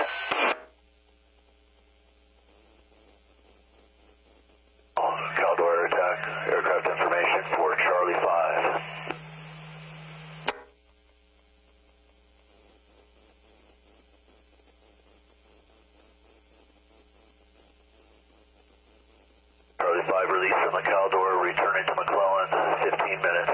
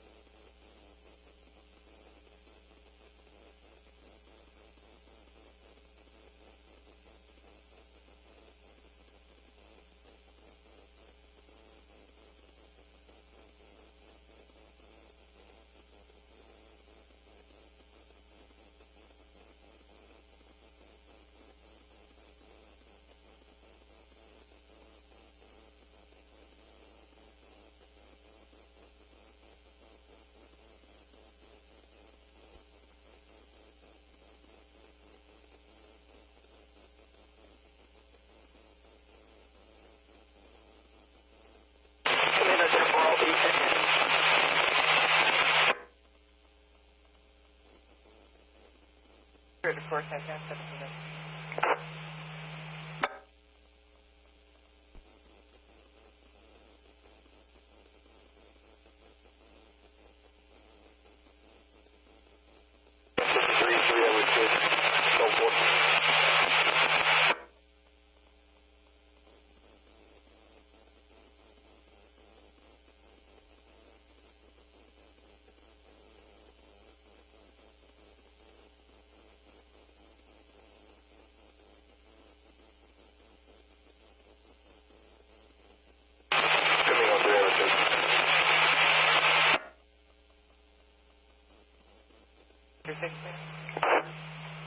Herman is Rec 53 still on?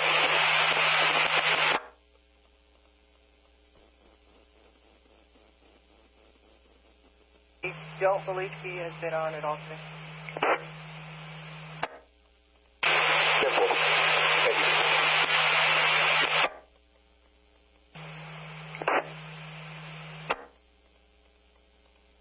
Me on tack.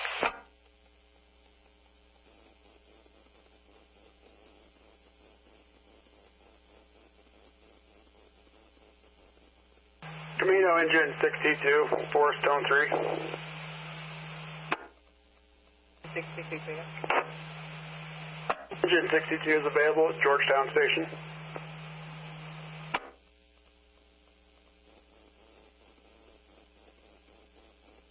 $17.04.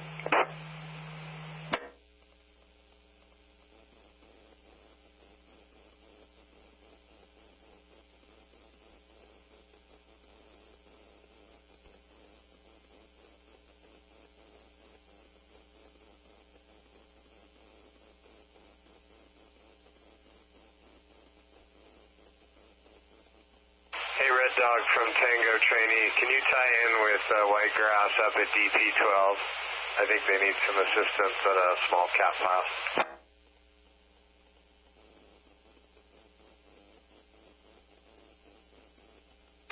Thank you, sir.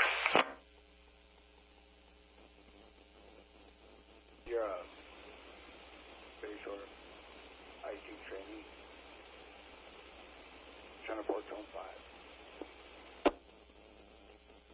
Bayshore IC trainee, Sherriff. This time all resources off Bayshore en route to Battersea.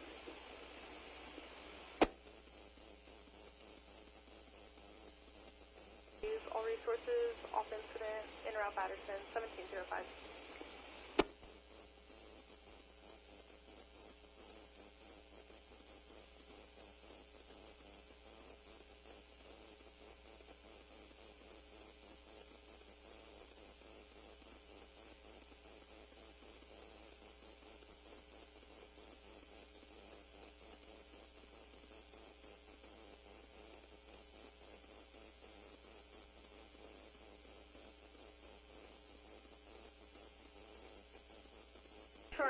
trainee, Sierra.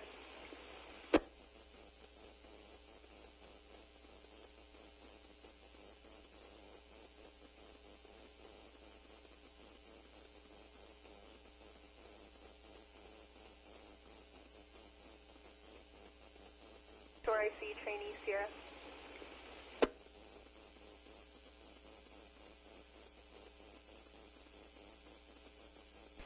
Sierra, trainee, go ahead.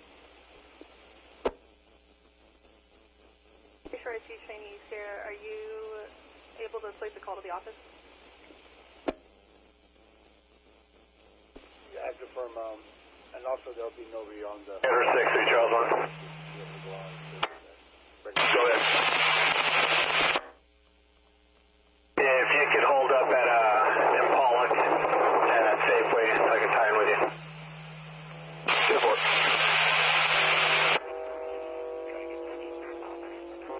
1707.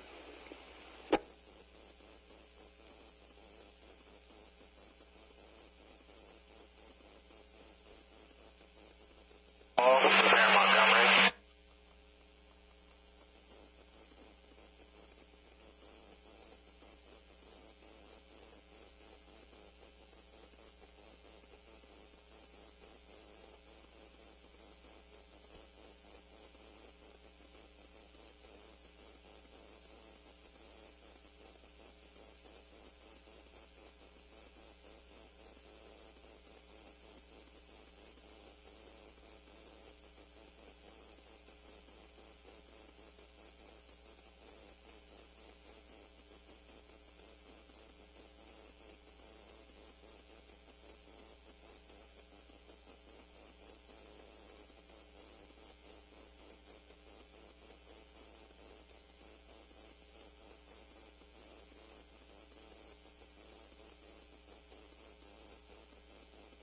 Hotel air 10.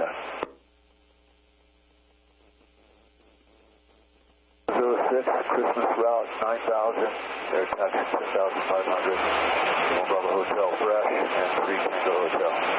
More than good. 006.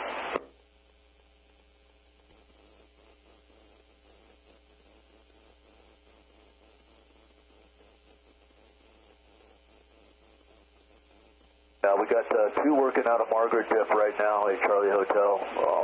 One with about 20 minutes remaining, so we'll work you over at that Kirkwood Lake for a dip.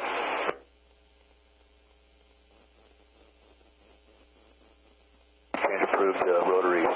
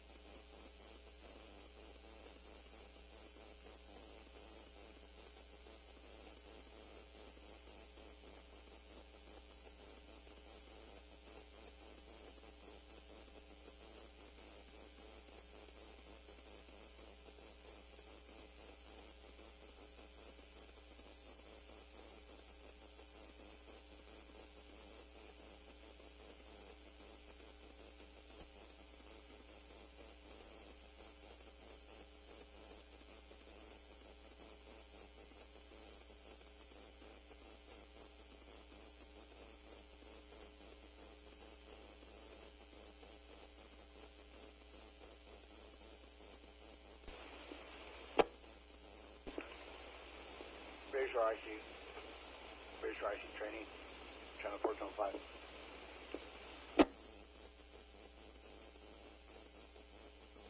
Trinity, Bayshore IC, go ahead.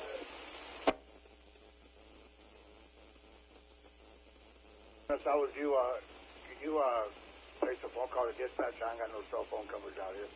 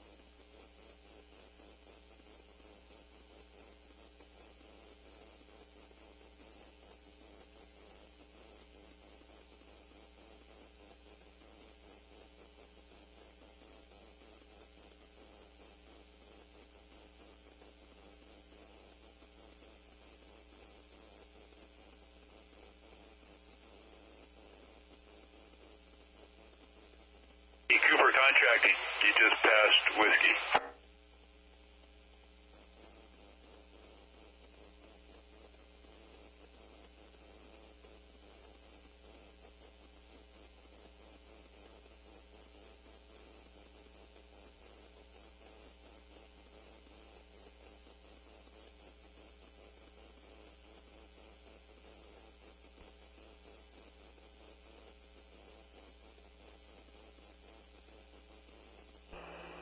Captain 912, Command 2.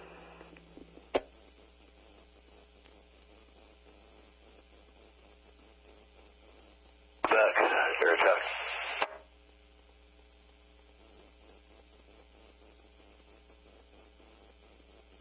Your bats are dead, bro. Try again.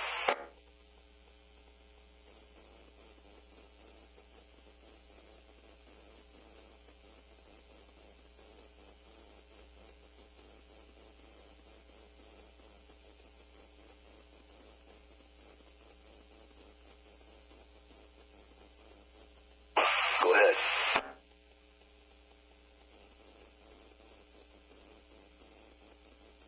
We're fresh on scene now, so we'll probably close out with 2 Type 1s here till it's time to bring them back to the roost.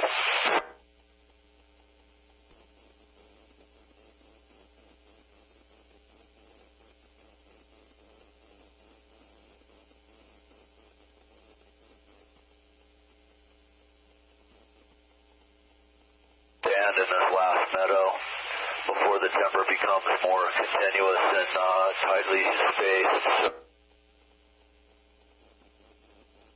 Where it sits right now in the morning, but I think there's water in there. Talking with El Dorado, they were in this meadow area earlier this year, Bray. A different lightning fire, and they think there's enough water in that creek for a pump show, and I think that would be ideal.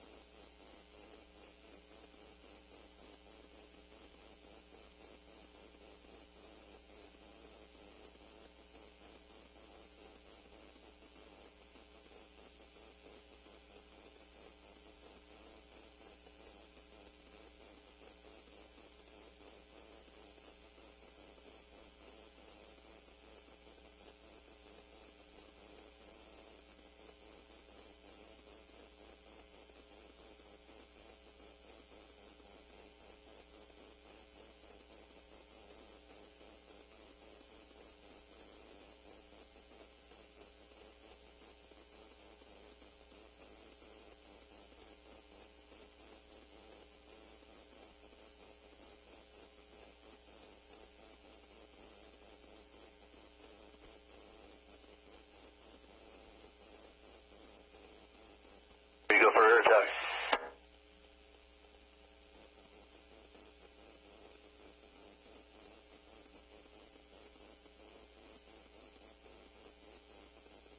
Activity interior over in Division India proper, lower 49 Meadow. Spoke with India Mike. about 45 minutes ago about that. Nothing ever of significant.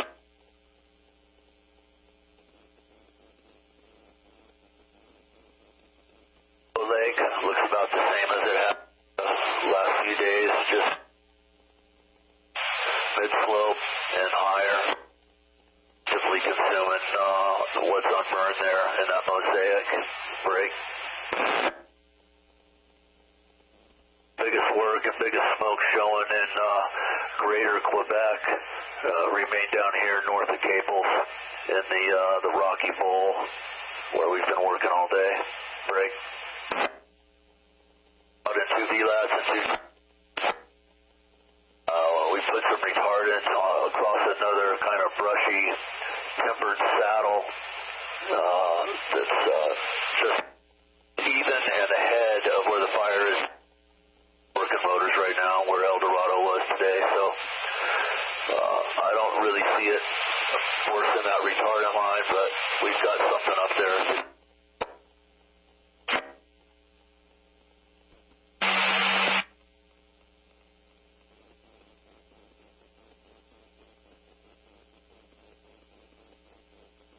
Put retardant on the ridge. There's a brushy saddle with timber in it that's even and in the bowl, Romeo, Quebec, and just as a contingency, indirect retardant line up high.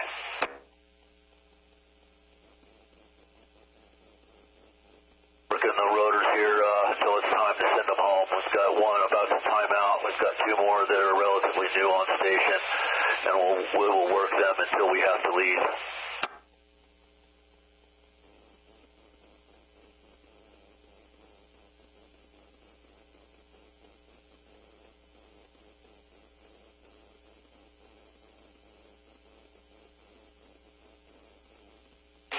Shadows are starting to creep over the area now. If we can continue another hour and a half of bucket work, we'll just have to see how it goes.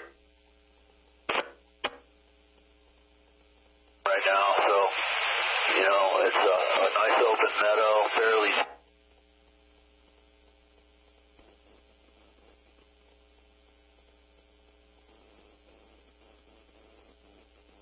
down here tonight.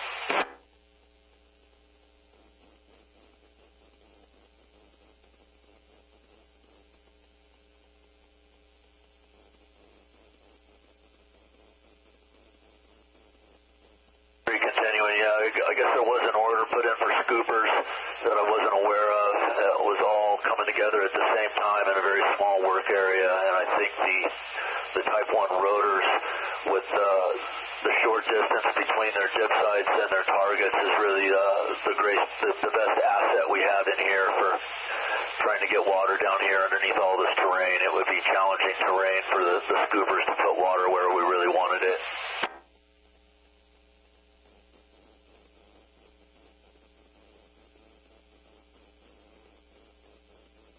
No worries. See you. Have a good evening. Talk to you tomorrow.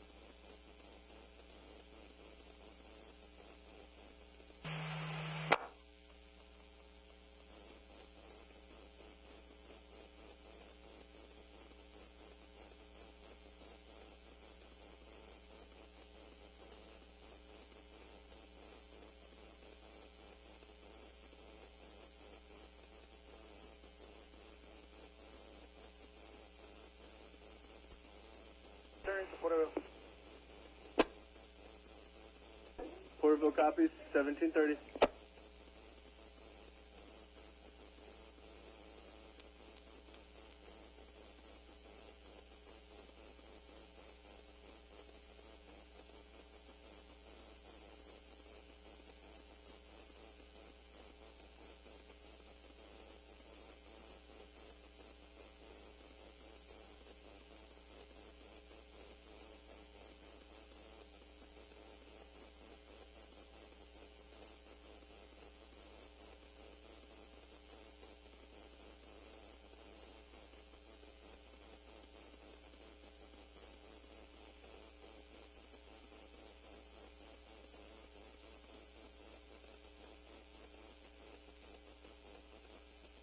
368.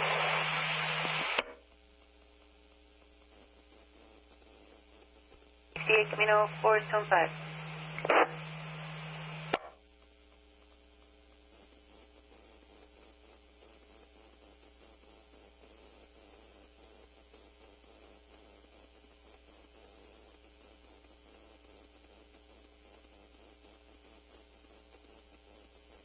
Camino to 368, 471. 368, Camino.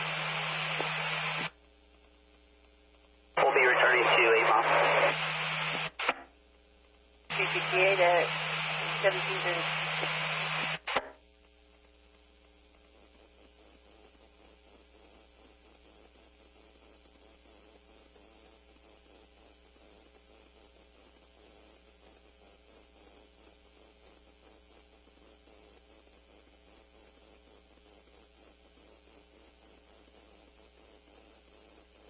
Camino Patrol 15, Forest 12.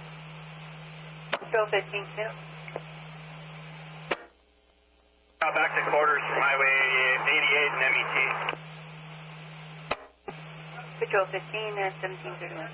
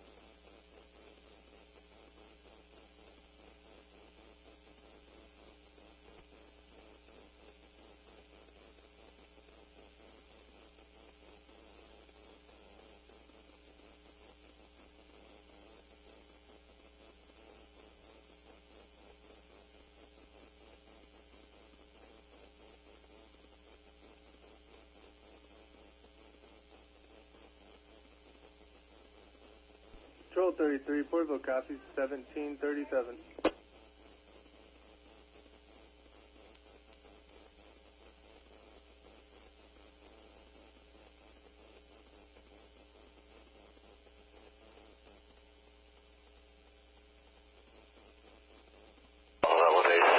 Caldor, attack air ground.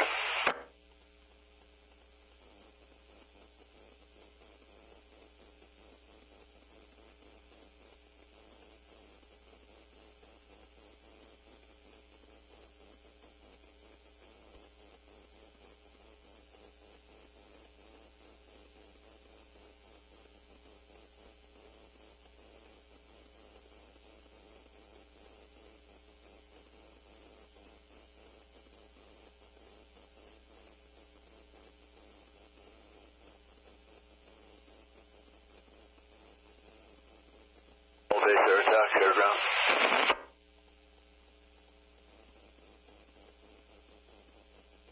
The hotel returning on a fuel and hold. Remind me when you'd like the rotors in tonight.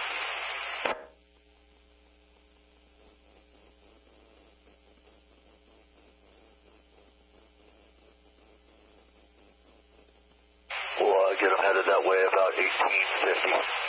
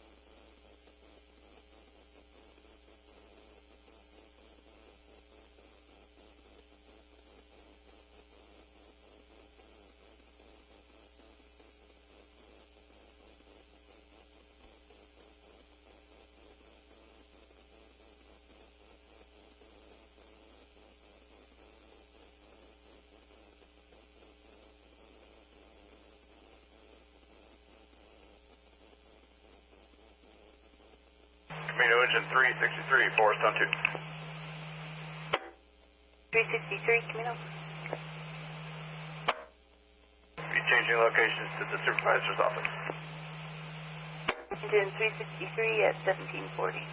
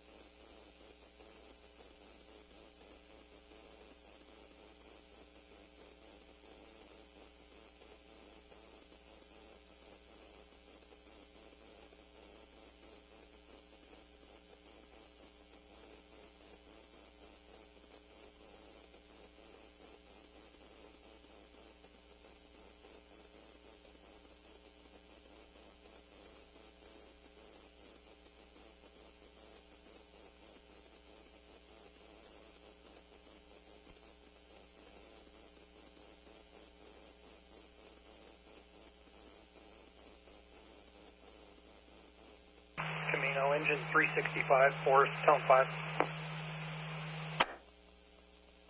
Engine 365, Camino. 365 is in quarters, Sierra Springs. Engine 365 at 1744.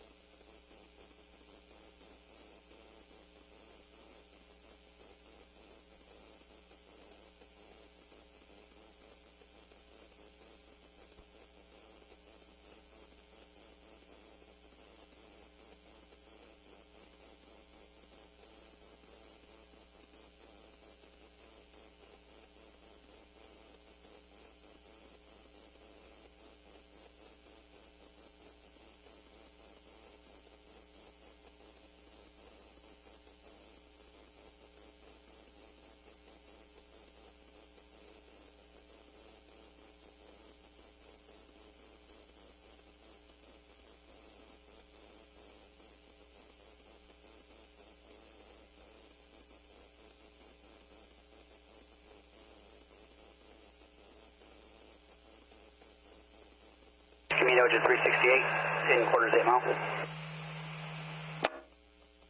368, 1754.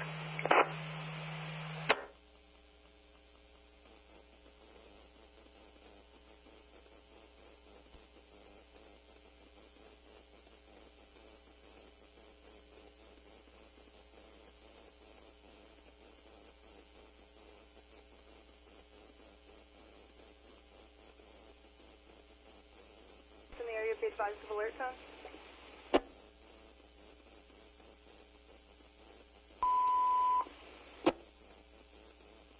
All units here with evening staffing. Engine 11. Engine 11 out of service.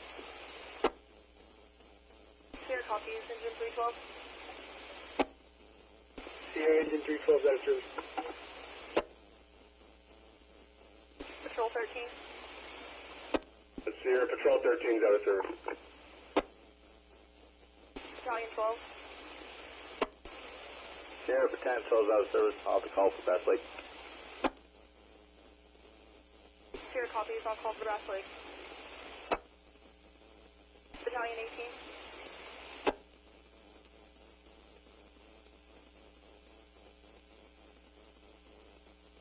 Battalion 18, evening staffing.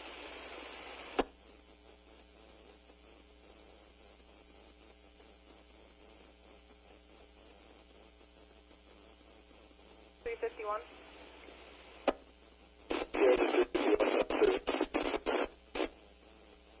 Sierra copies.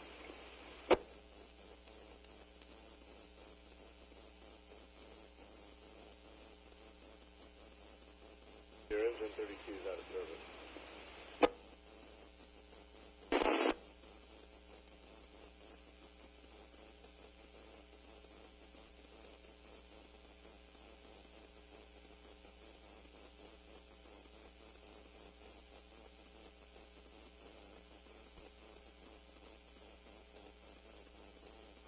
Engine 341. Sierra engine 341 out of service. Sierra copies, engine 343. Sierra engine 343 is out of service. Have a good night.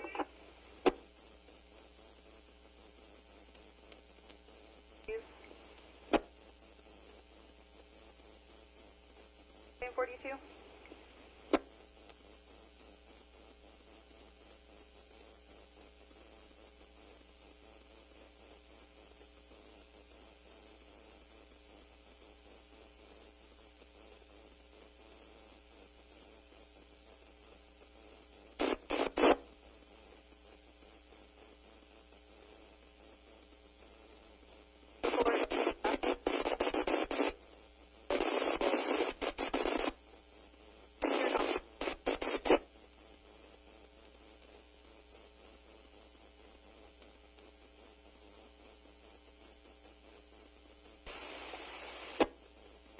Sierra LUR will be on until 1900. Sierra copy is on until 1900.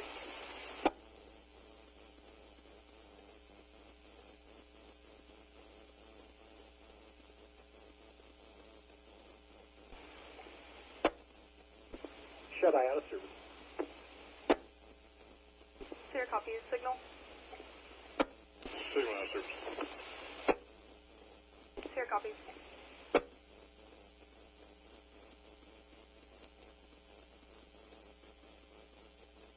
Includes evening staffing, time check 1758, KME 26.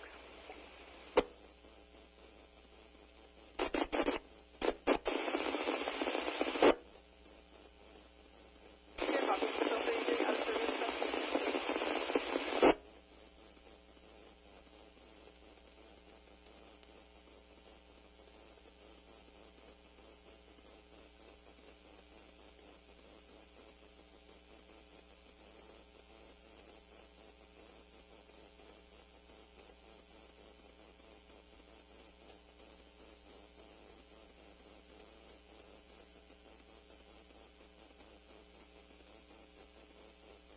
Brush 39, Sierra.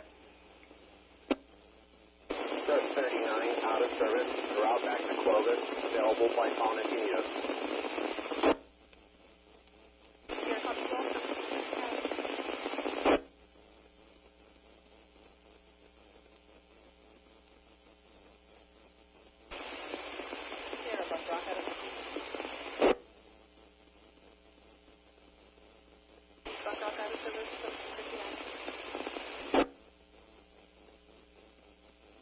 Meet up Patrol 15 in quarters, Pioneer, Zone 2. Patrol 15, 1759.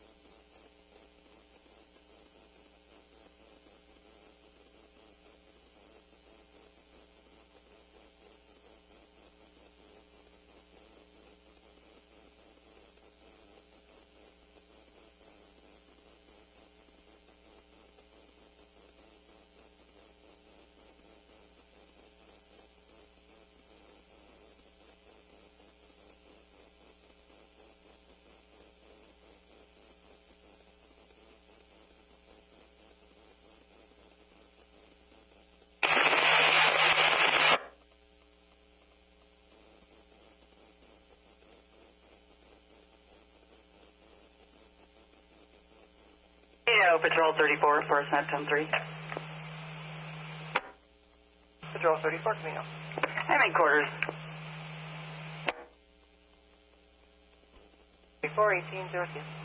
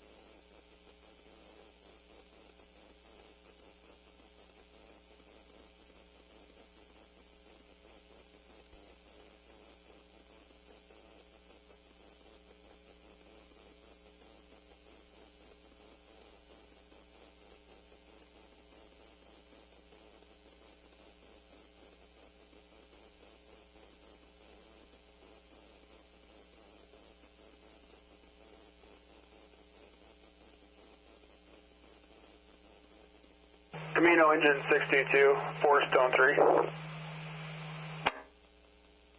Engine 622, Camino. Engine 622 is changing locations to Area 61.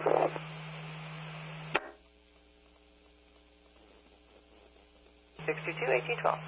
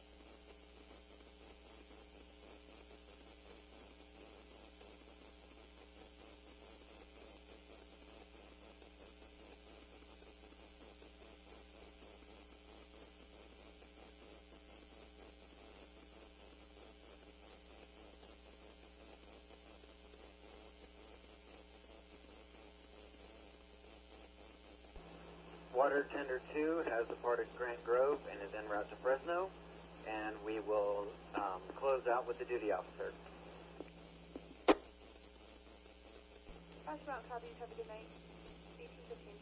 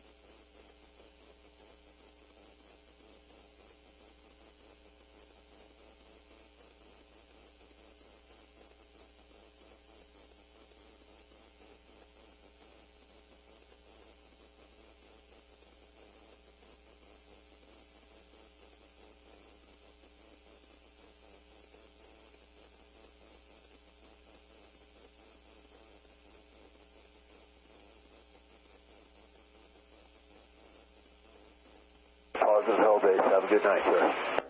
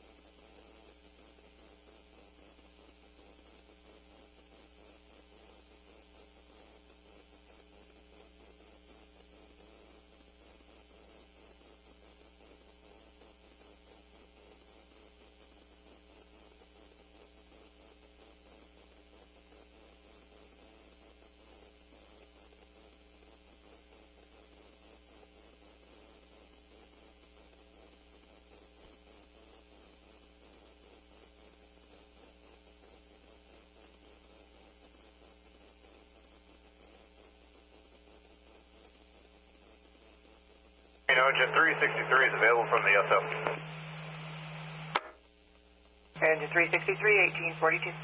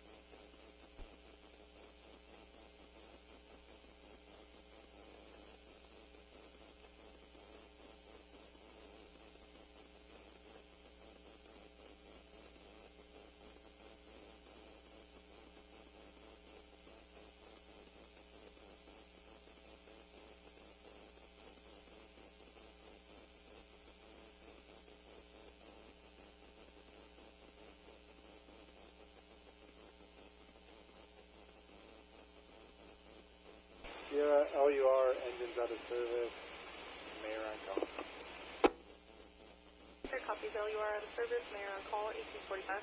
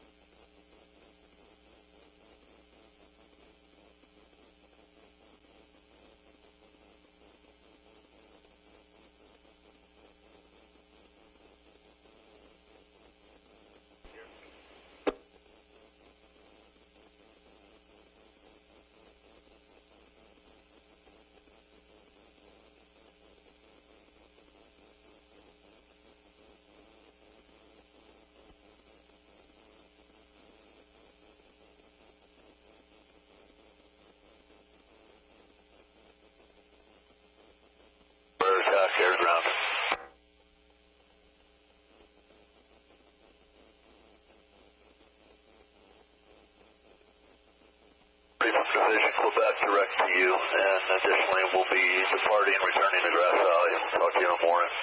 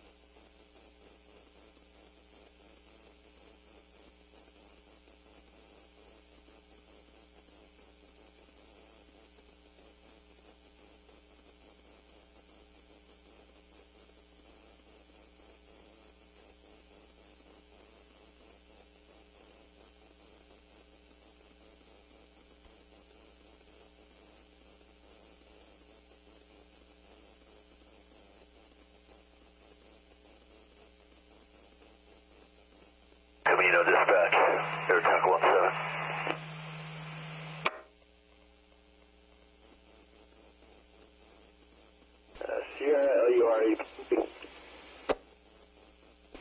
Sheriff. 7, departing from the Caldor, returning to Base Grass Valley, 12 minutes. Corner, out of service, returning from the annual fire. Sheriff, copy showing 8130 in quarters out of service, 1852.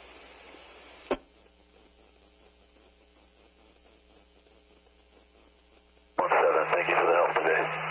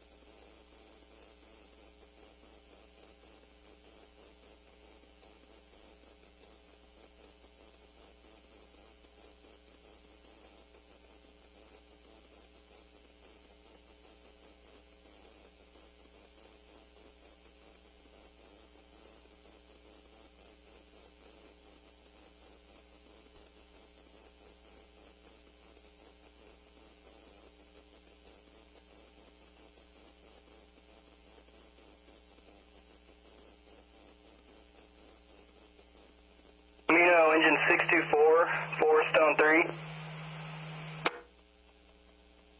Engine 64, Camino. Engine 64 is going out of service at 2000 with duty officer. Will be available by phone. Engine 64, 1857.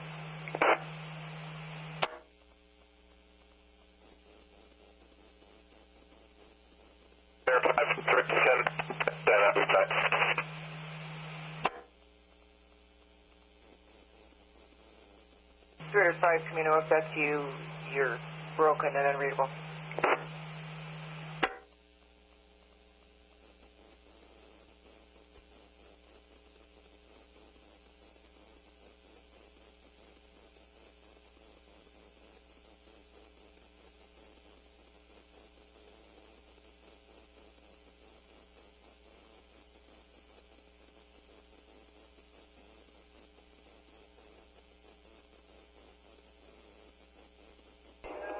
Sierra, can you show engine 353 returning to Northport? Sierra copies 353 returning North Fork, 1858.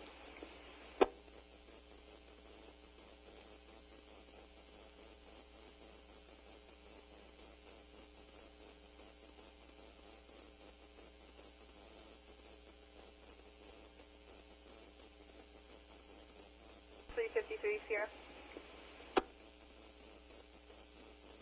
Go ahead, Sierra. Confirming you're going to go out of service with your IC.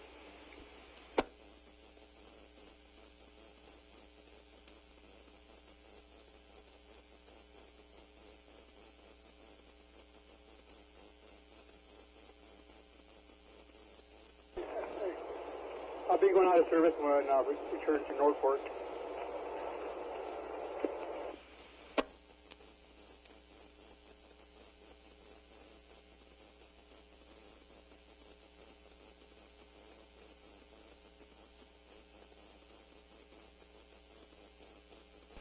Sierra, confirming you have a need for ECC staff to stay on until you go out of service. That's a negative. You go out of service. Sierra copies all, 1859.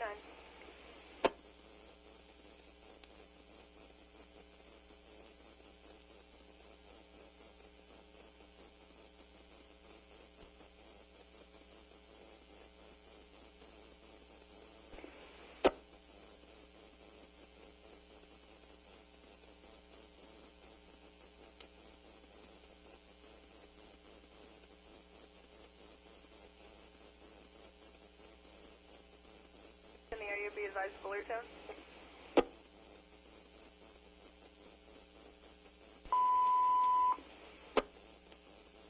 All units here is out of service for the evening. Dispatcher on call available through the answering service. Time check 1900 KME 26.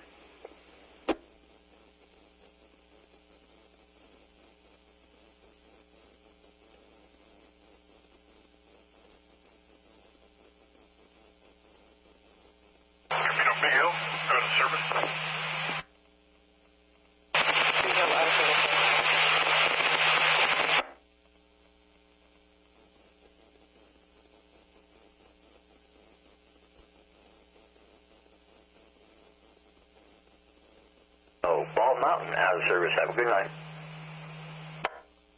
Bald Mountain out of service, 1900. You could.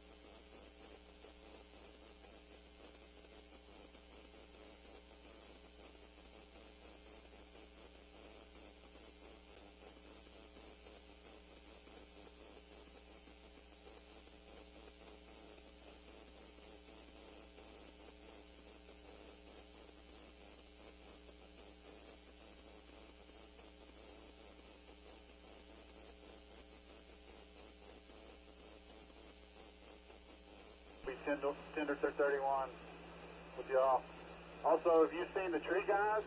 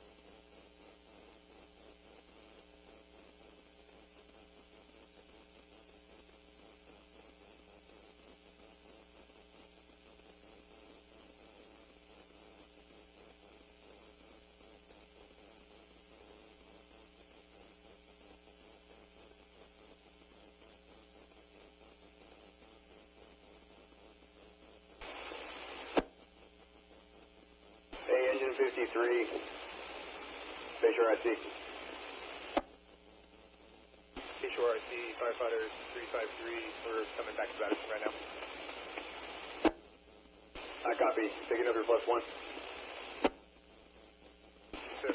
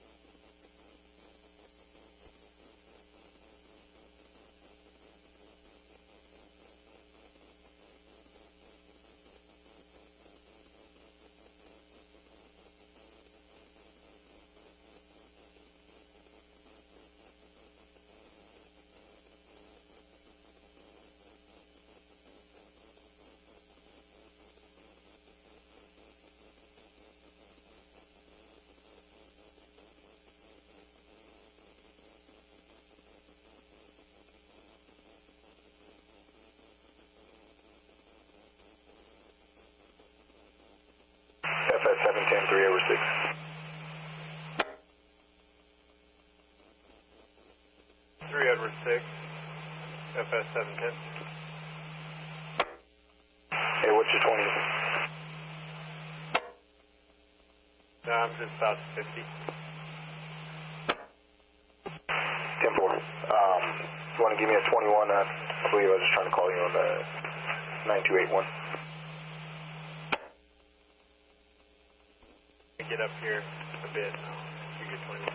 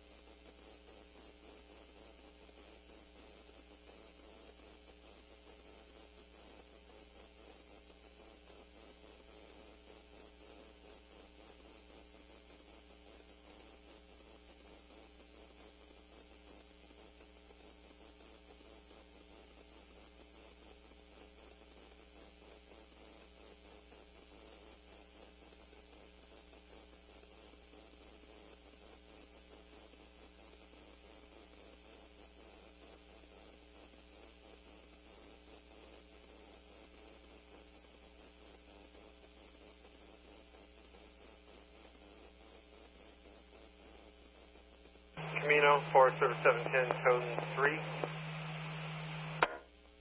Forest Service 710, Casino. Yes, ma'am. I am out of service. Have a good night. Forest Service 710, you too, 1943.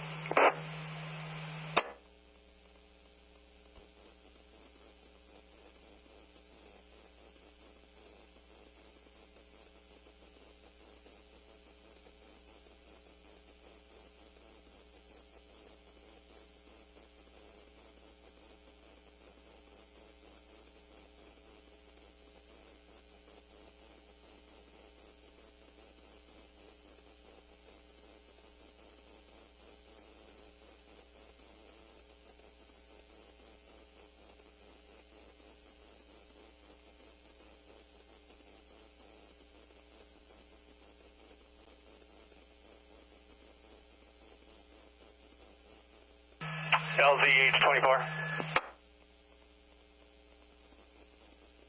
We're still approximately 5 minutes out.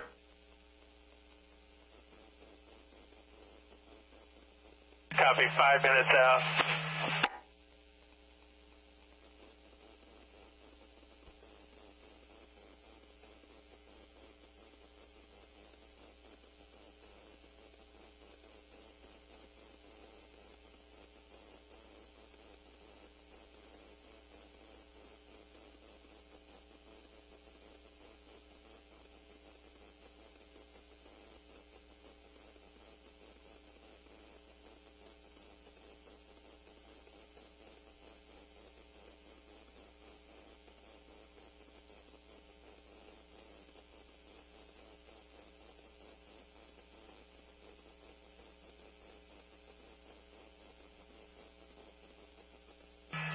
LZ24. We'll just remain airborne until you get on scene to ensure the LZC. For that.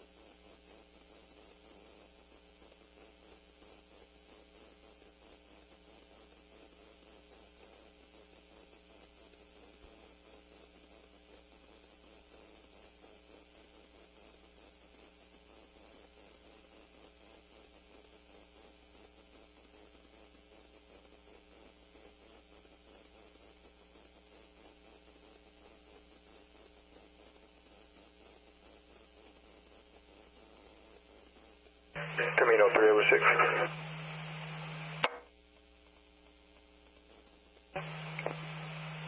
I'll be 1019, 1010. Have a good night. 02622, 1950.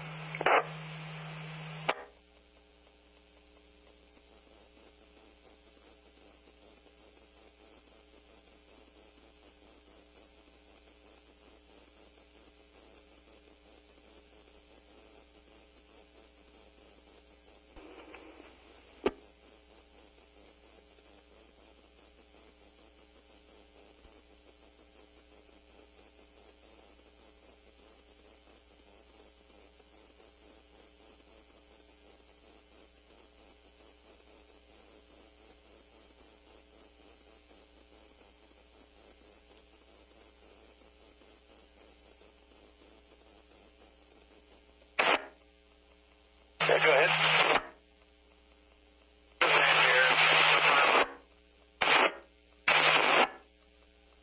24 copies per honored. Wow.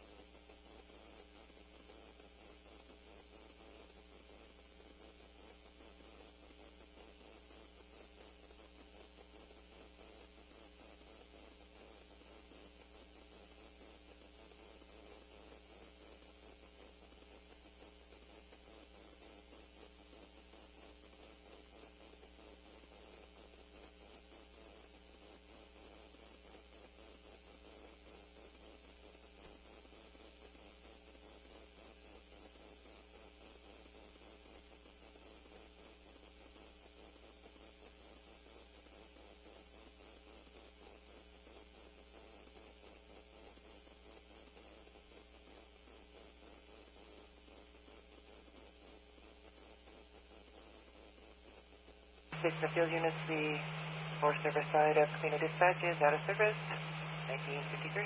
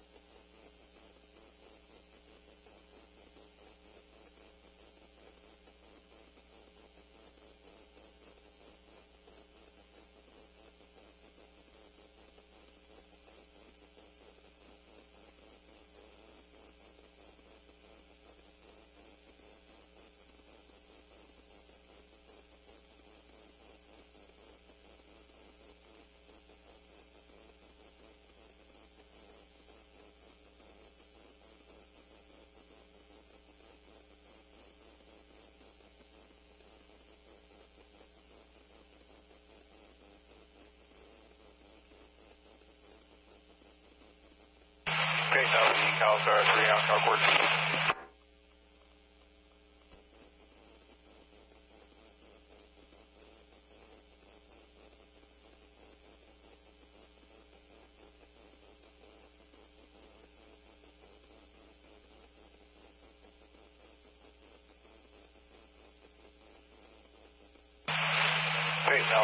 Caldor 3, Caldor.